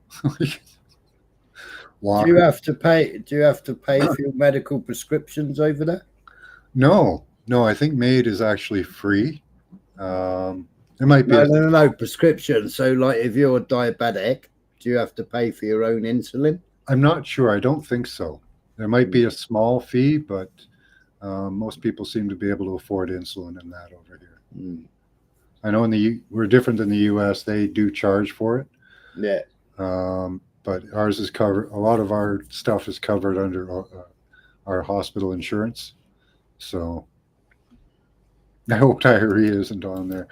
Well, they've expanded what they'll do it for to extreme poverty, where if you find that you're living in extreme poverty and you want to off yourself, that becomes an option. There's one gentleman, he does have other conditions, but because his old age pension he won't be able to afford to live in an apartment or anywhere. He's opted to take the maid service. So that's not a reason to kill somebody. So here's the stats on how they're doing on this. They started off here in 2016 they did 1,000 people in the beginning. Up to 2020, they're up to 7,500. And in 2025, they're much higher than that. I don't know what the number is. They're over 10,000 for 2020. Let's check out numbers for 24.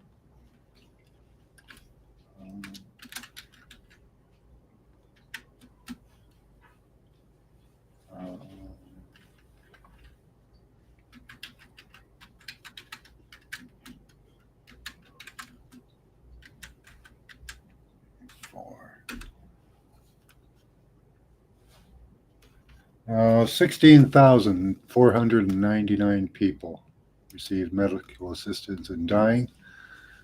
6.9 increase from 2023, making up about 5% of all Canadian deaths, with most cases involving a reasonably foreseeable natural death. Well, everybody's going to die eventually, aren't they? Yeah. You know? Nobody escapes that. So, yeah, reasonably foreseeable death. Yeah. All right. It's mad, isn't it? You can volunteer for death, but you can't put somebody to death for pedophilia. Yeah.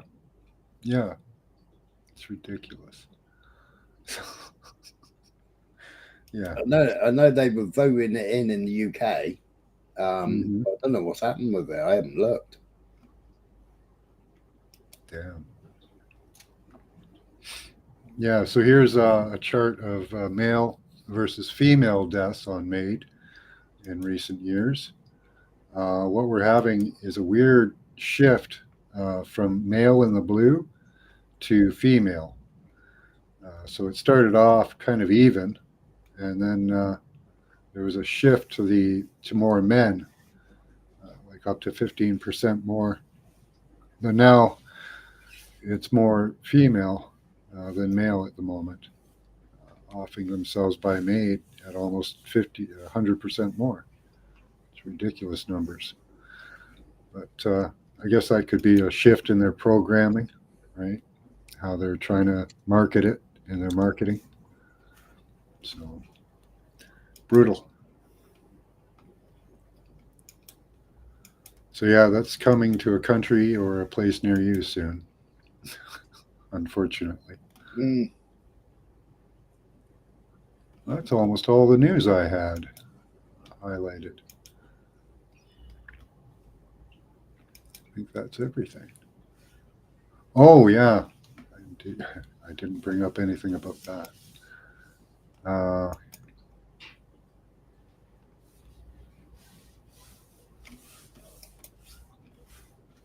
But yeah, people are dying left and right from MAID.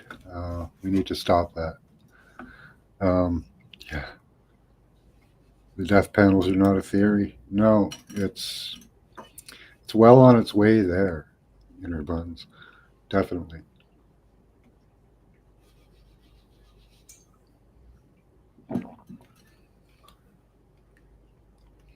Did you have anything you wanted to share there, Smiler? No. No. Okay. Let's see, where am I here? No, you're censored worse than me, aren't you?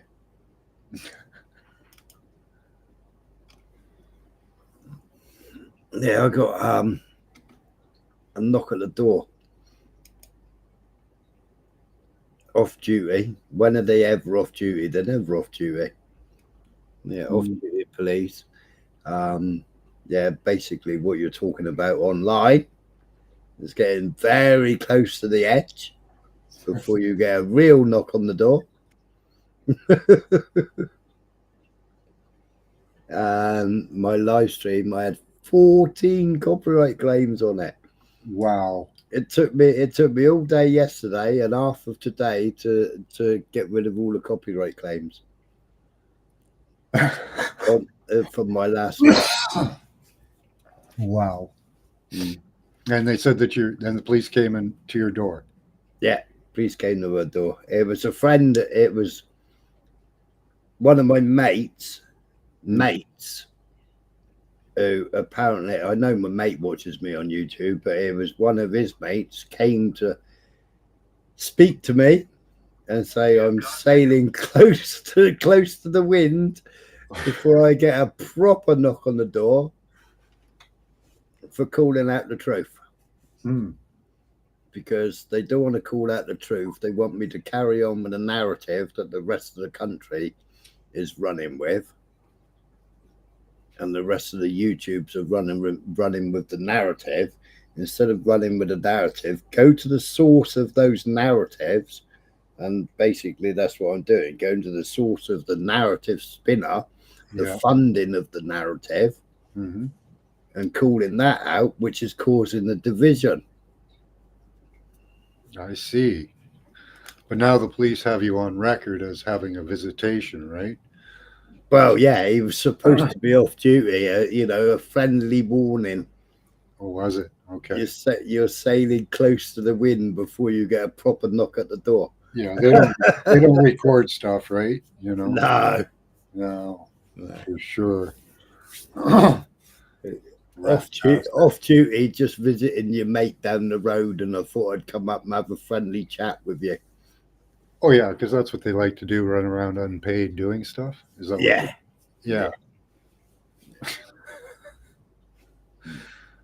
Bastards.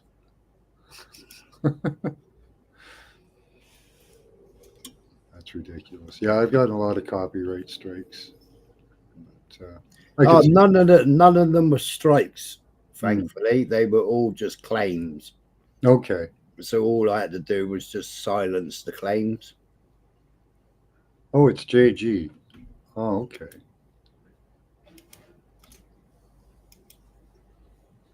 Oh, okay. You're all right. Well, then, yeah, you can share some stuff.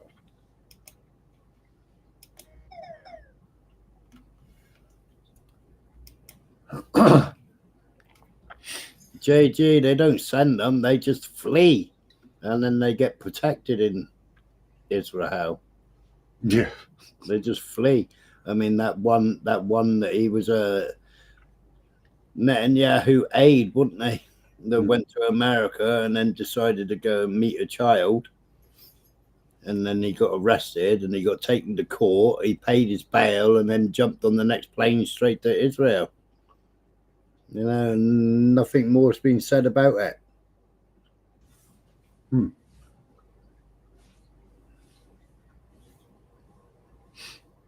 Gay capital of the world, trans capital of the world, speedo capital of the world. Oh, Sabrina Wallace. Okay, yeah. Yeah, I like her. She's awesome. She taught me all about why I don't feel so good sometimes. All that wireless stuff.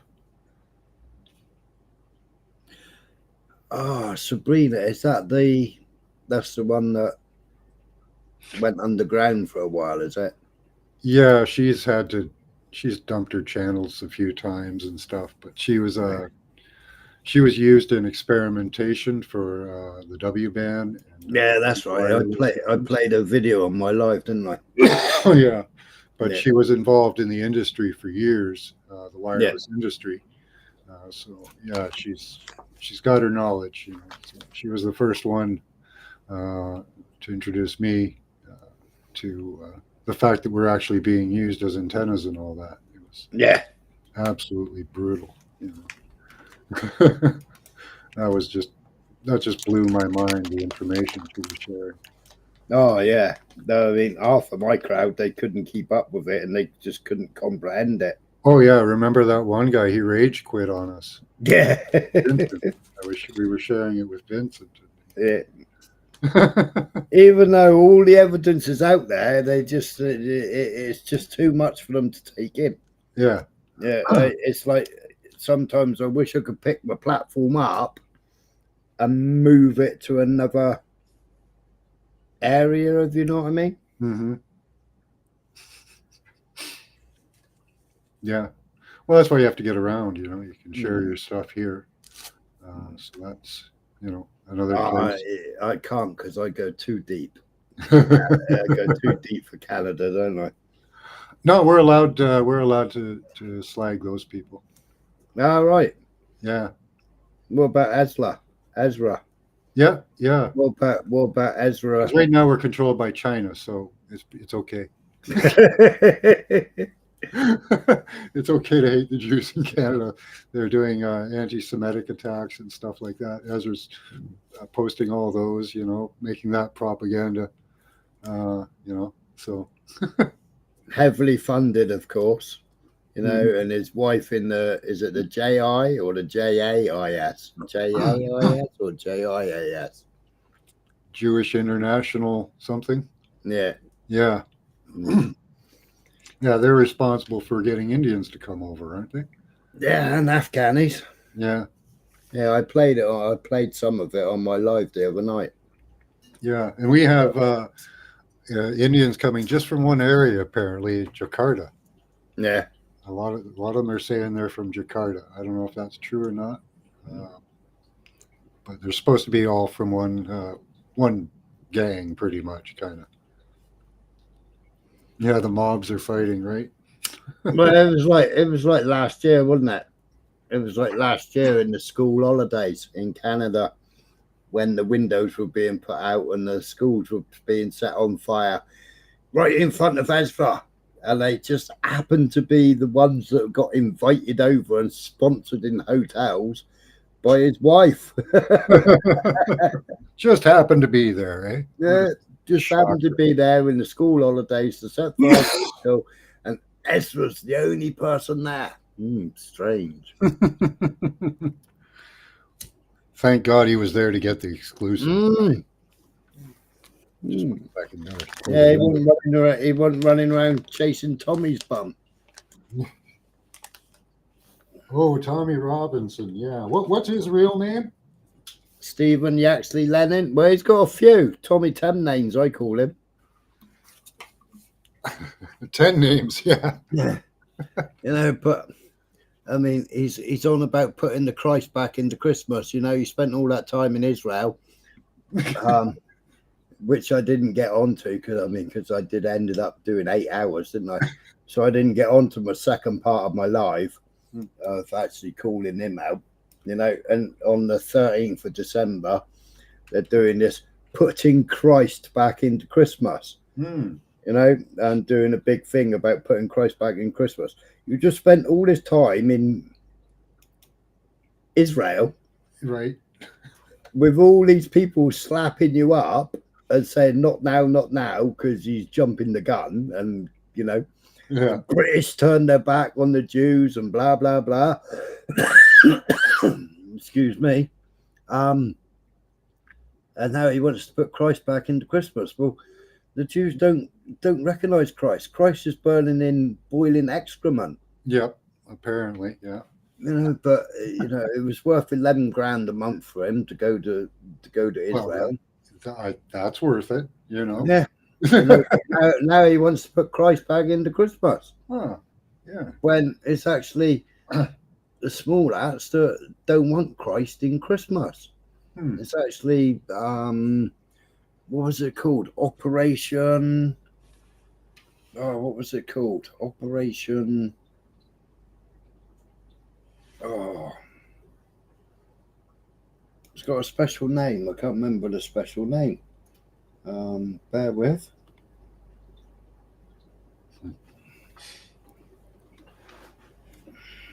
Right, the mobs are fighting, and they're just ginning up the mobs. They wanted to have, the leading control of the mobs too. So he's supposed to be the leading right-wing activist in the UK. Yeah. But yet he has other affiliations and I would suppose commitments by the money. Operation Shylock, I think it was called.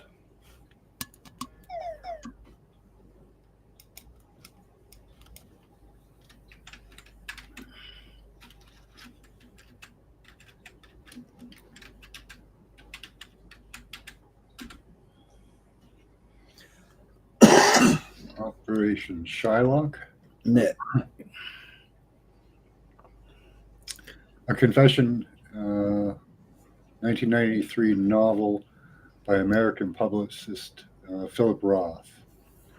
Yeah, when he published it, he had to publish it as a novel, as basically as a fake novel, but later come out and said it's all true. But it talks about all your Christmas carols and stuff like that, where instead of having Christ in your Christmas carols, then we'll have snow. We'll have snow, and instead of having shepherds watching their flocks and blah blah blah, then we'll have snowman and other things. Yeah. And then you get the films, the Hollywood, the magical spell, because holly. The Hollywood, as in the holly tree, the holly wand. Yeah, the holly wand. Casting spells on people via television.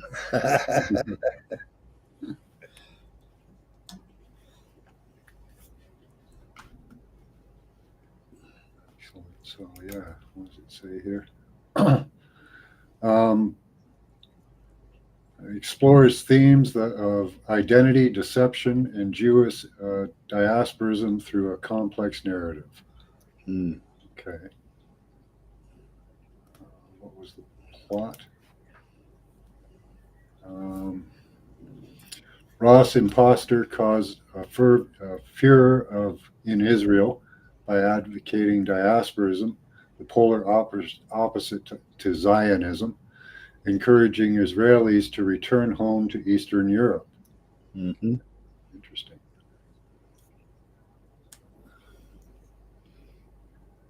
Well, it was, I don't know whether you're allowed to speak about that little German guy. Yeah, Hitler. Yeah. Oh yeah. You had one of them in Parliament, didn't you? Oh yeah, we had a Nazi in Parliament. Justin Trudeau brought him up, and claimed he didn't know who he was, and all that kind of stuff. That was kind of funny. Yeah.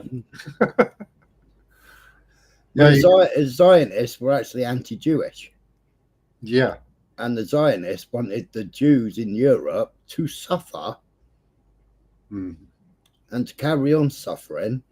From the early 1900s, it was called out 6 million Jews are going to perish, 6 million Jews are going to... Every single newspaper was calling it out. And, America sent funding, Britain sent funding, blah, blah, blah. Yeah. Canada sent funding because all these Jews were going to perish. This was years before Hitler even came to power. Right? And Ben Gurion and Herzl, they wanted to all use that. And then when it came to Palestine, like in 1917, well, before 1917, you had Jewish fleeing to Palestine beforehand. So they were going to Palestine beforehand, and Jordan and Egypt and other countries. They were already going from Germany and from Europe. They were already going. Well, Ben Gurion and Herzl died before it all planned, because he thought everybody was going to go to Uganda. He didn't know that everybody was going to go to Palestine. He thought before he died it was going to be the Ugandan, because it was owned by the British then. So they wanted the Jewish, the real Jews, the practicing Jews, they wanted them to suffer. Yeah. And then David Ben Gurion and all his merry men used it as a lever, and basically like Great Britain took 10,000 children. Well, it's a famous speech where Ben Gurion states, of those 10,000 children, if they come to Palestine, I'd let them live. But because they've gone to England, they should die. Wow. Yeah. Yeah. And that was a famous Ben Gurion, because the England opened its doors to 10,000 Jewish children, you know. But there was 10 or 11 countries that were opening their doors before the final solution, what they called Hitler's final solution, which was then the work camps. Before the final solution, they'd all opened their doors, but the Zionist lobby, you know, they wanted Palestine, and they wanted to shut down every single other route that European Jews could flee from Germany to other countries, and they only wanted Palestine. And when they did get Palestine, they only wanted young people. And even their own Haganah, the Leahy, the terrorist organizations, the one that blew up the King David Hotel and all that lot, even their own Haganah blew up 2 Jewish ships with Jewish refugees on it. It was called, one was called the Petra. Yeah. I can't remember what the other ship was called now. It was the Petra, and I can't remember what the other ship, but it was a Haganah that placed bombs in the holds of those 2 ships and blew up all the Jewish on there that were fleeing. Yeah. Yeah, they didn't like, so it was the practicing Jews they wanted to get rid of, really. Yeah, which is why you got all the Orthodox, and you got a lot of other Jews calling the Zionists out. Yep. They don't represent us. The flag, that doesn't represent us, and Israel doesn't represent us. That's why you find a lot of the Orthodox Jews on the Pali protests. Yeah. There's a sect of Jews that don't believe Israel should exist as well. Yep. So, you know, but all these people say, "Oh, I support Zionism." I mean, I played a video of she's a evangelical. Evangelical Christian. Well, evangelical Christians support Zionism. Yeah. So Sam Samud questioned her on why she supports, as a Christian, why she supports it, and then she come out with they're the chosen people and everything else, and with every single Bible script, he gave her every single Bible script to read to say that they aren't the chosen people. Yeah, I watched that. Yeah, that was great. Yeah. Yeah, they've been disinherited pretty much by their God. Yeah. You know, so in a spiritual and a physical way. So, well, it's the synagogue of Satan, isn't it? That's what it became, yeah.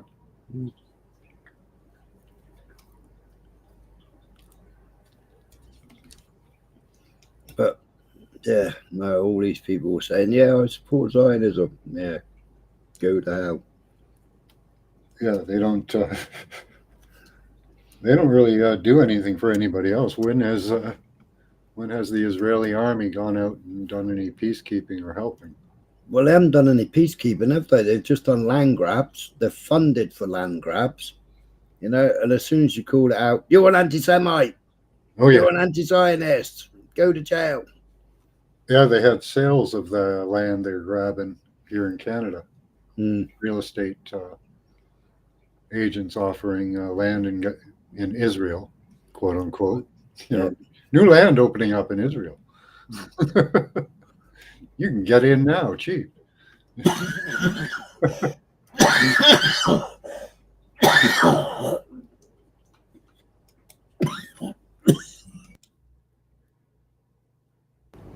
But there's massive amounts of them fleeing Israel. Israel is emptying. I mean, you know, it looks like they're nihilistic, really, the way they're going. Like they just want, they want like Armageddon or something. That seems to be how they're going at it. Well, I mean, look at every single war. Every single war is funded by. Yeah. Every single war is pushed by Rockefellers. Yeah. Vanguard, yeah. Yeah, they're behind a lot now.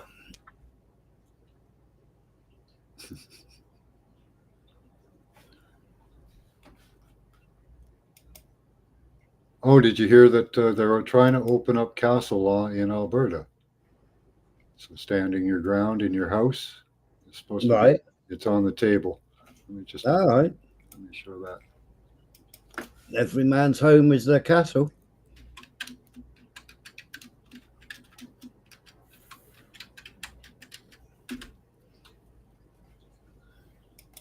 I used that as a defense in court and it didn't go out well. It didn't go very well.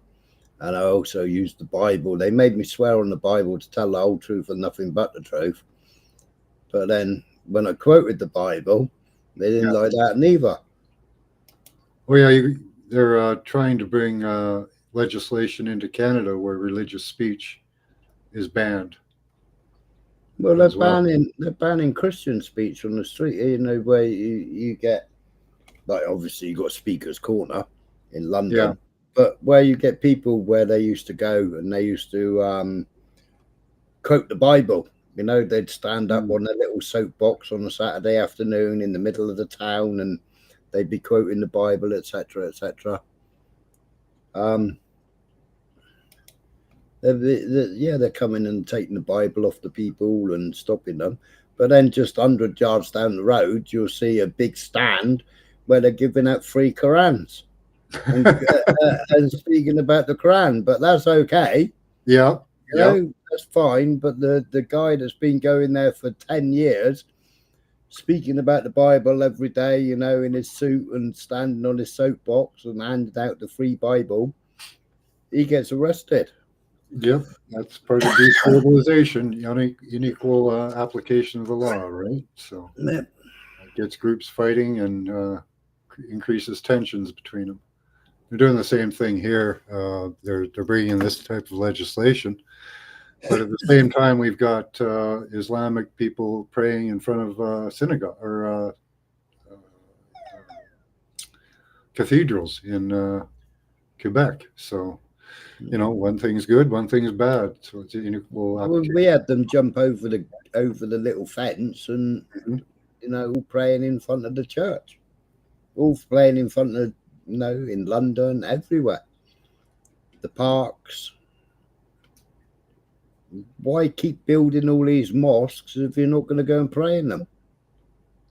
Well, they're meeting centers, really. They're not for praying in. Really, like. It's more like setting up a, you know, part of the government because they take their marching orders from the imams, right? So when the imams tell them something or to do something, they'll be doing that. Who to vote for, who to hassle, what to do, you know. because but I mean, you got the good ones, and then you got the bad ones. You got the absolute out and out Islamic jihadists. Which I mean, when you see the prince come out and say that we emptied all our prisons, and you're taking all our rubbish, the rubbish that we don't want in our country, and Europe's taking all our rubbish. We don't want them. We were funding them to be in prison. We don't want them, but you're taking them. Yeah. And you got the prince, whatever his name is, I can't think what his name is now, sitting there, and he'll say, I'll say it in English, so you can understand me. And he says it in English.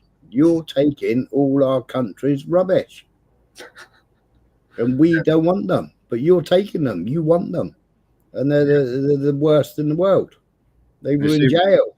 They seem to want them in the US too, and Canada. So we're trying to bring them in as fast as we can. But in some of that video that I played, you had the I can't remember which one it was. The one that was doing all the funding from Israel to move them out of Afghanistan, and done a deal with the not Hamas, the other ones, the Taliban. Done a deal with the Taliban, to get them out of Afghan and move them to America and Europe. Oh, beautiful. Yeah, and then you got Ezra's wife and her charity funding them to go to Canada and putting them up in guest houses and hotels, and then sourcing them property. Yeah, it's crazy. Wow. Yeah, and how much money do they cost when they get here? Like Niagara Falls, Canada is filled with immigrants. You can't hardly move. They were doing videos down there, and there are basically zero Canadians, because you can tell a Canadian from an immigrant quite easily, whether they're brown, white, or Asian or whatever. They look Canadian. Nobody there looked Canadian at all. Well, it was the same as the RCMP, wasn't it? They weren't Canadians. When they were on the streets, when they started beating up the Canadians, when they started charging them on horses, those might have been RCMP Canadians. Yeah. But you had a whole lot. I mean, one young lad that I used to watch in Canada, him and his sister, there was quite a few Canadians that I watched. But he was only a young lad, and he was walking up through the street. He got stopped by two RCMP. The RCMP couldn't even speak English, Canadian, French. They didn't speak nothing. Yeah. They just arrested him. Never spoke to him. Just arrested him, and then passed him over. Yeah, they're putting most Arab writing on some of the police cars too now, so that they know that it's a police car, so that they can read it in Arabic or whatever language. Wow. Yeah. Yeah, well, that's the idea, Mr. Infinity. Yeah, that's it. Yeah. And they're already pushing for, rights. It'll be Sharia law, but it's being funded again by our governments and NGOs and all that. Israel. Yeah, and Israel. They're all in cahoots. There's not a side that's going to save us, unfortunately. Kind of time for revolution, The 0.2% of the world is everywhere. Every government. I mean, Starmer, he's married to a Jewish woman. Kash Patel, he's got his little Jewish woman, which is a honey trap. This was. I mean, how can anybody want to go out of that bog-eyed guy? But same as poor old Charlie. You know, Yeah. Charlie goes to Israel, bumps into her in a queue, or you know, and then she gets married off. But she's already been involved in child smuggling and everything else. Yeah. You know? Just a coincidence. Hi, Michael. Good to see you. Hey, Michael. At about another 20 minutes, I'm going to be on, and then I got to go. Yeah, so I'm pretty proud of Canada for this, if it actually goes anywhere. You know, they're hopefully going to have some castle laws in Alberta. So Alberta Premier Daniel Smith government is urging Crown prosecutors to think twice about charging someone who acts to defend themselves or others in their own homes. Justice Minister Mickey Amory issued guidance effective last week to Crown prosecutors saying that prosecuting for those offenses will generally not be in the public interest. Okay. Good. Not very strong wording, but that's something. Amory told reporters Tuesday it makes it clear that Albertans have the right to use reasonable force to protect themselves and their homes from intruders. It's open to interpretation a little bit. Who is this? Yeah, we've got it, but you're not allowed to overstep the mark of self-defense. What's overstepping the mark of self-defense, basically? Yeah. Who gets to determine that? You know? I got a brand spanking new hammer downstairs next to the front door. So if I have to hit somebody, then I put the hammer in their hand. You know. Well, that's just because you keep your tools at the door because you work with them so often. You know, ready to go out in the morning. Pick them up in the morning. Yeah. Yeah, I'm the same. I got a bunch of stuff I grab in the morning. Tool belt. Yeah. Tool belt with a couple of leather pouches for some. Some people might be playing baseball later and keep a baseball bat by the door. Go out. I used to have a baseball bat and a ball in the van. Yeah. Good to crack a few balls off every once in a while. Yeah.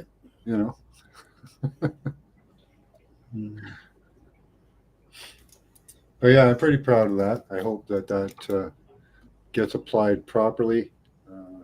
In worst case scenario, Albertans should feel confident they won't be thrown in jail for defending themselves and their loved ones. Okay. So have you never had that then? Not really. It's not in the criminal code, as far as I know. The criminal code allows for someone to defend themselves if they believe force or threat of force is being used against them, as long as their actions are reasonable in circumstances. So that is in legislation. But how it's being applied depends on the judge, right? Amory said the guidance for issuing will enforce it. So, yeah, in the past, like recent past, people have been jailed in Toronto and other cities for defending themselves and their family from intruders.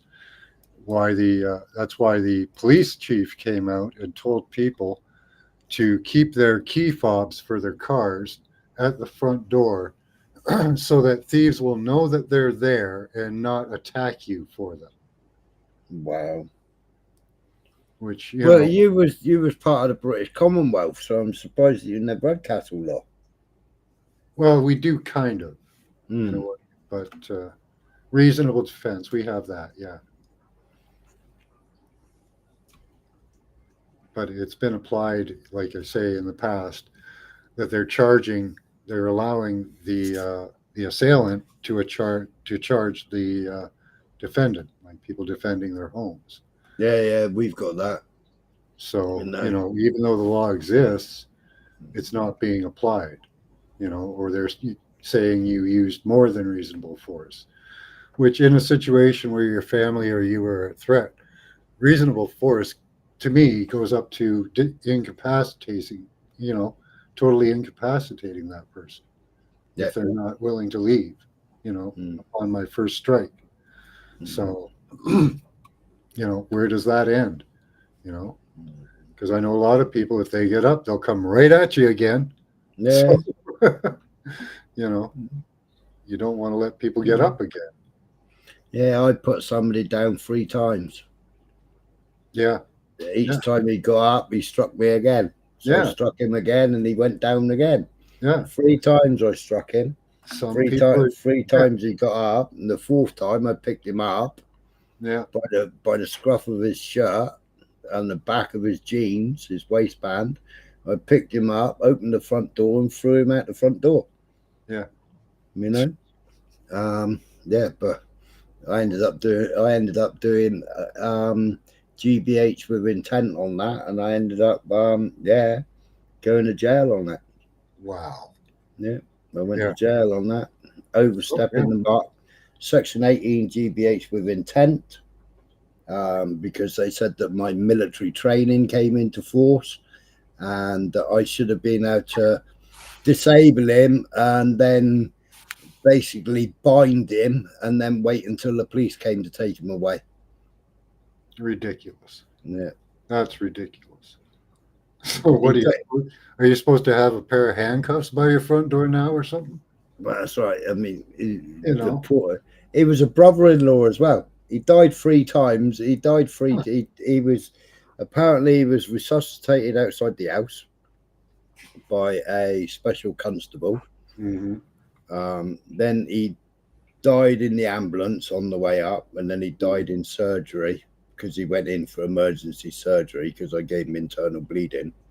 And he went in for emergency surgery. I was 18 months on bail before it came to court, and then while I was doing it, the probation service said, do an anger management course, it'll look good for you in court. Yeah, it didn't look good for me at all. It went against me. Because when they ask you the questions, you're admitting that you have an anger problem then. Yeah, when they ask you the questions and you say why you struck them, all right, it's all written down for them, isn't it? Oh, Jesus. It went that was a trap. It went completely against me, and then because of my military career, that went completely against me because they said that I should have just restrained him and got one of the family members to phone the police. Oh, bastards. Yeah, it was crazy. Yeah, and if you restrained him, you would have been charged for restraining him and keeping him captive and harming him with the restraints. You know? Gee. They'll get you every way, right? Yeah. You know, they've got a way to twist you into, you know. And it's the way the law is being applied. And that's, destabilization. We basically use castle law. Every man is a castle, is his castle, and you have the right to defend your castle, blah, blah, blah. He assaulted a minor. That wasn't taken into account. And he assaulted me.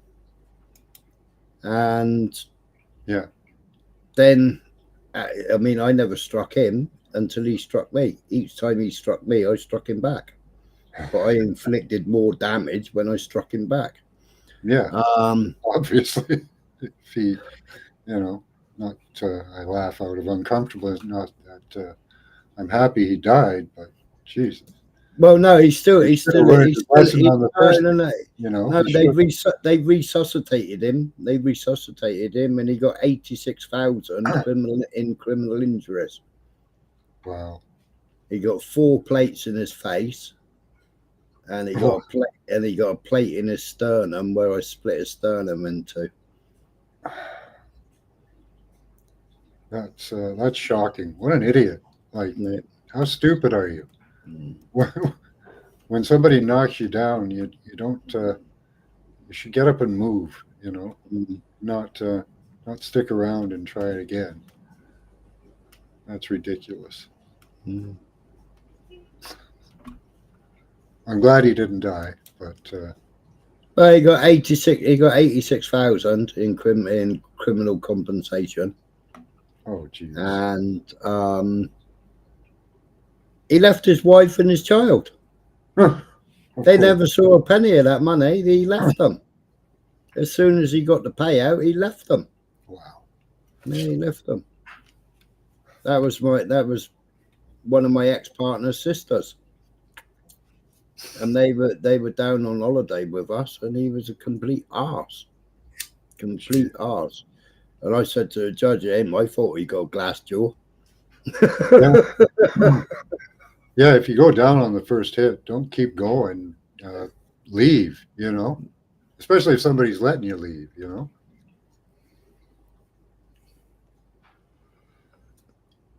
Wow. Yeah, some people just won't stop. And how are you to know that or not, Yeah, the only time he didn't get up was after I threw him out the front door. Yeah. Did you throw him through the front door? No, I opened the front door and then threw it. Okay. And he was lying down outside the front door. Mm-hmm. Yeah, it wasn't pretty. No. 2 doors down was a PCSO, which is a special constable, one of these little SAS policemen. And he'd obviously heard everything, and he come over and resuscitated him, gave him mouth to mouth and everything, resuscitated him and phoned the ambulance. And he went off in the ambulance. Me and my mate went down to the spa shop, and I got arrested at the spa shop. We stopped at the petrol station for me to get cigarettes and a drink. Yeah. And then we went to the police station, and I was sat in the police station, and I went, what's going on? It's a domestic. It's me and my brother-in-law have had a few, fisticuffs. Yeah. And the custody sergeant sat down on the little wooden bed with me. Yeah. While we were having a cup of coffee and a smoke in the cell. And he sat there with me. He said, I don't know whether I'm charging you with manslaughter. Uh-huh. And I'm like, what? He said, your brother-in-law is in emergency theatre at the moment, having surgery. Yeah. And at the moment, we know that he's passed away and been revived 3 times. So we don't know whether we're going to charge you with manslaughter. And I'm like, no way, I only hit him 3 times. What are you talking about? Wow. Yeah, it was bad. So you didn't even know that he was in surgery or anything? No, not until the custody sergeant. I was there for a couple of hours before the custody sergeant come and spoke to me. No, as far as they were concerned, it was at first, we were sat outside Spa Shop and we saw the ambulance and we saw his wife driving behind him, behind the ambulance. We saw that. And, that went past, blue light in past us. Mm-hmm.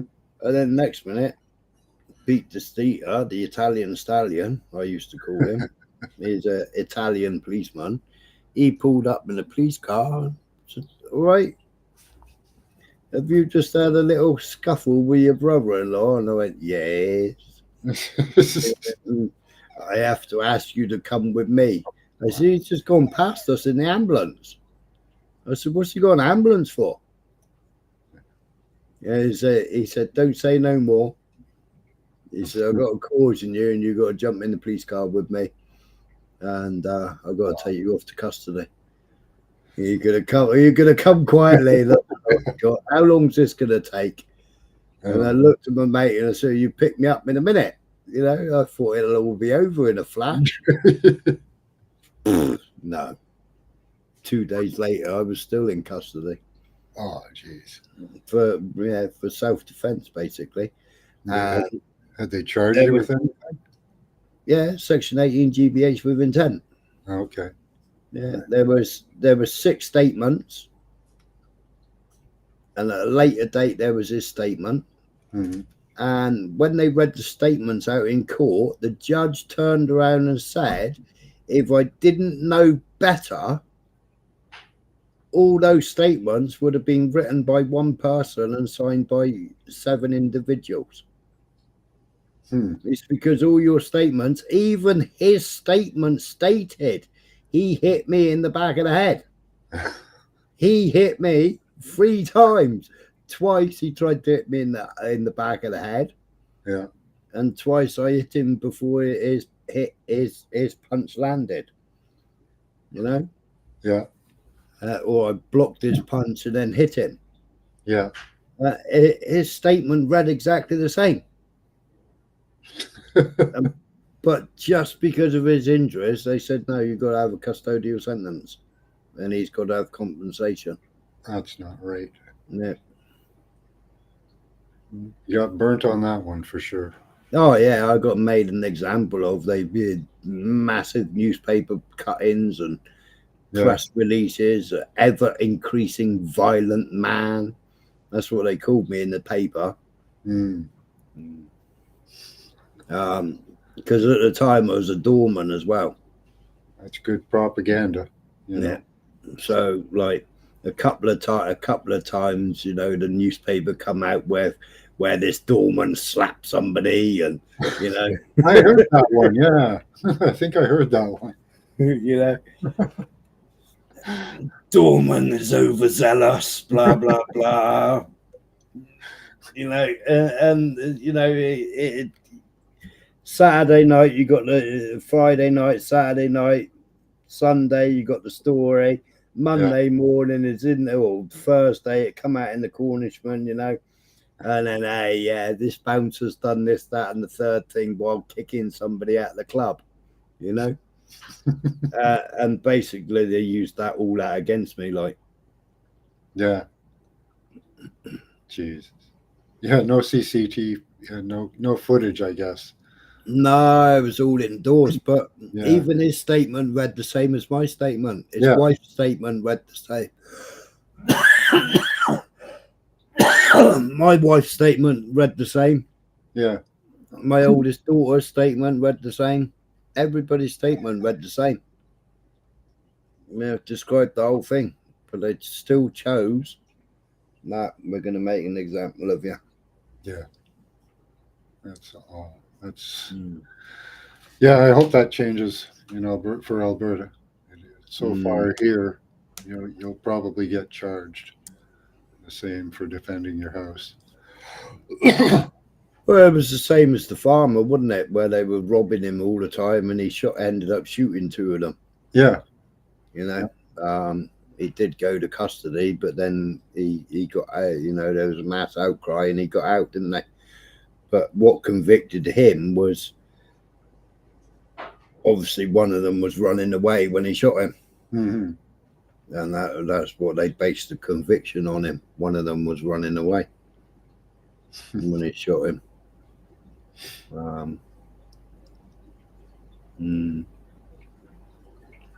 Yeah, I don't know about that. That's see, that's where castle law would come in handy, right? If you tell somebody to get off your property, and they don't, you know. And we have cameras everywhere, so I don't, you know. Well, it's like at the workshop, you know, in the workshop I used to have 8 cameras. Mm-hmm. They're all Ethernet cameras as well, so everything was backed up to the cloud. Yeah. You know, and cop was just standing there one day and he said, "Why have you got so many cameras in the workshop?" I said, "To protect you, not me." I said, "Because I know the cameras have recorded me. That's why my hands are in my pocket."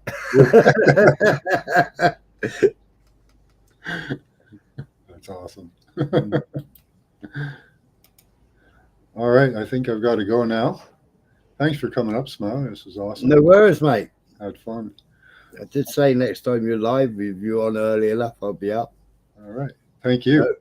Hope I haven't bored too many people. Good stories. Good stories. All right.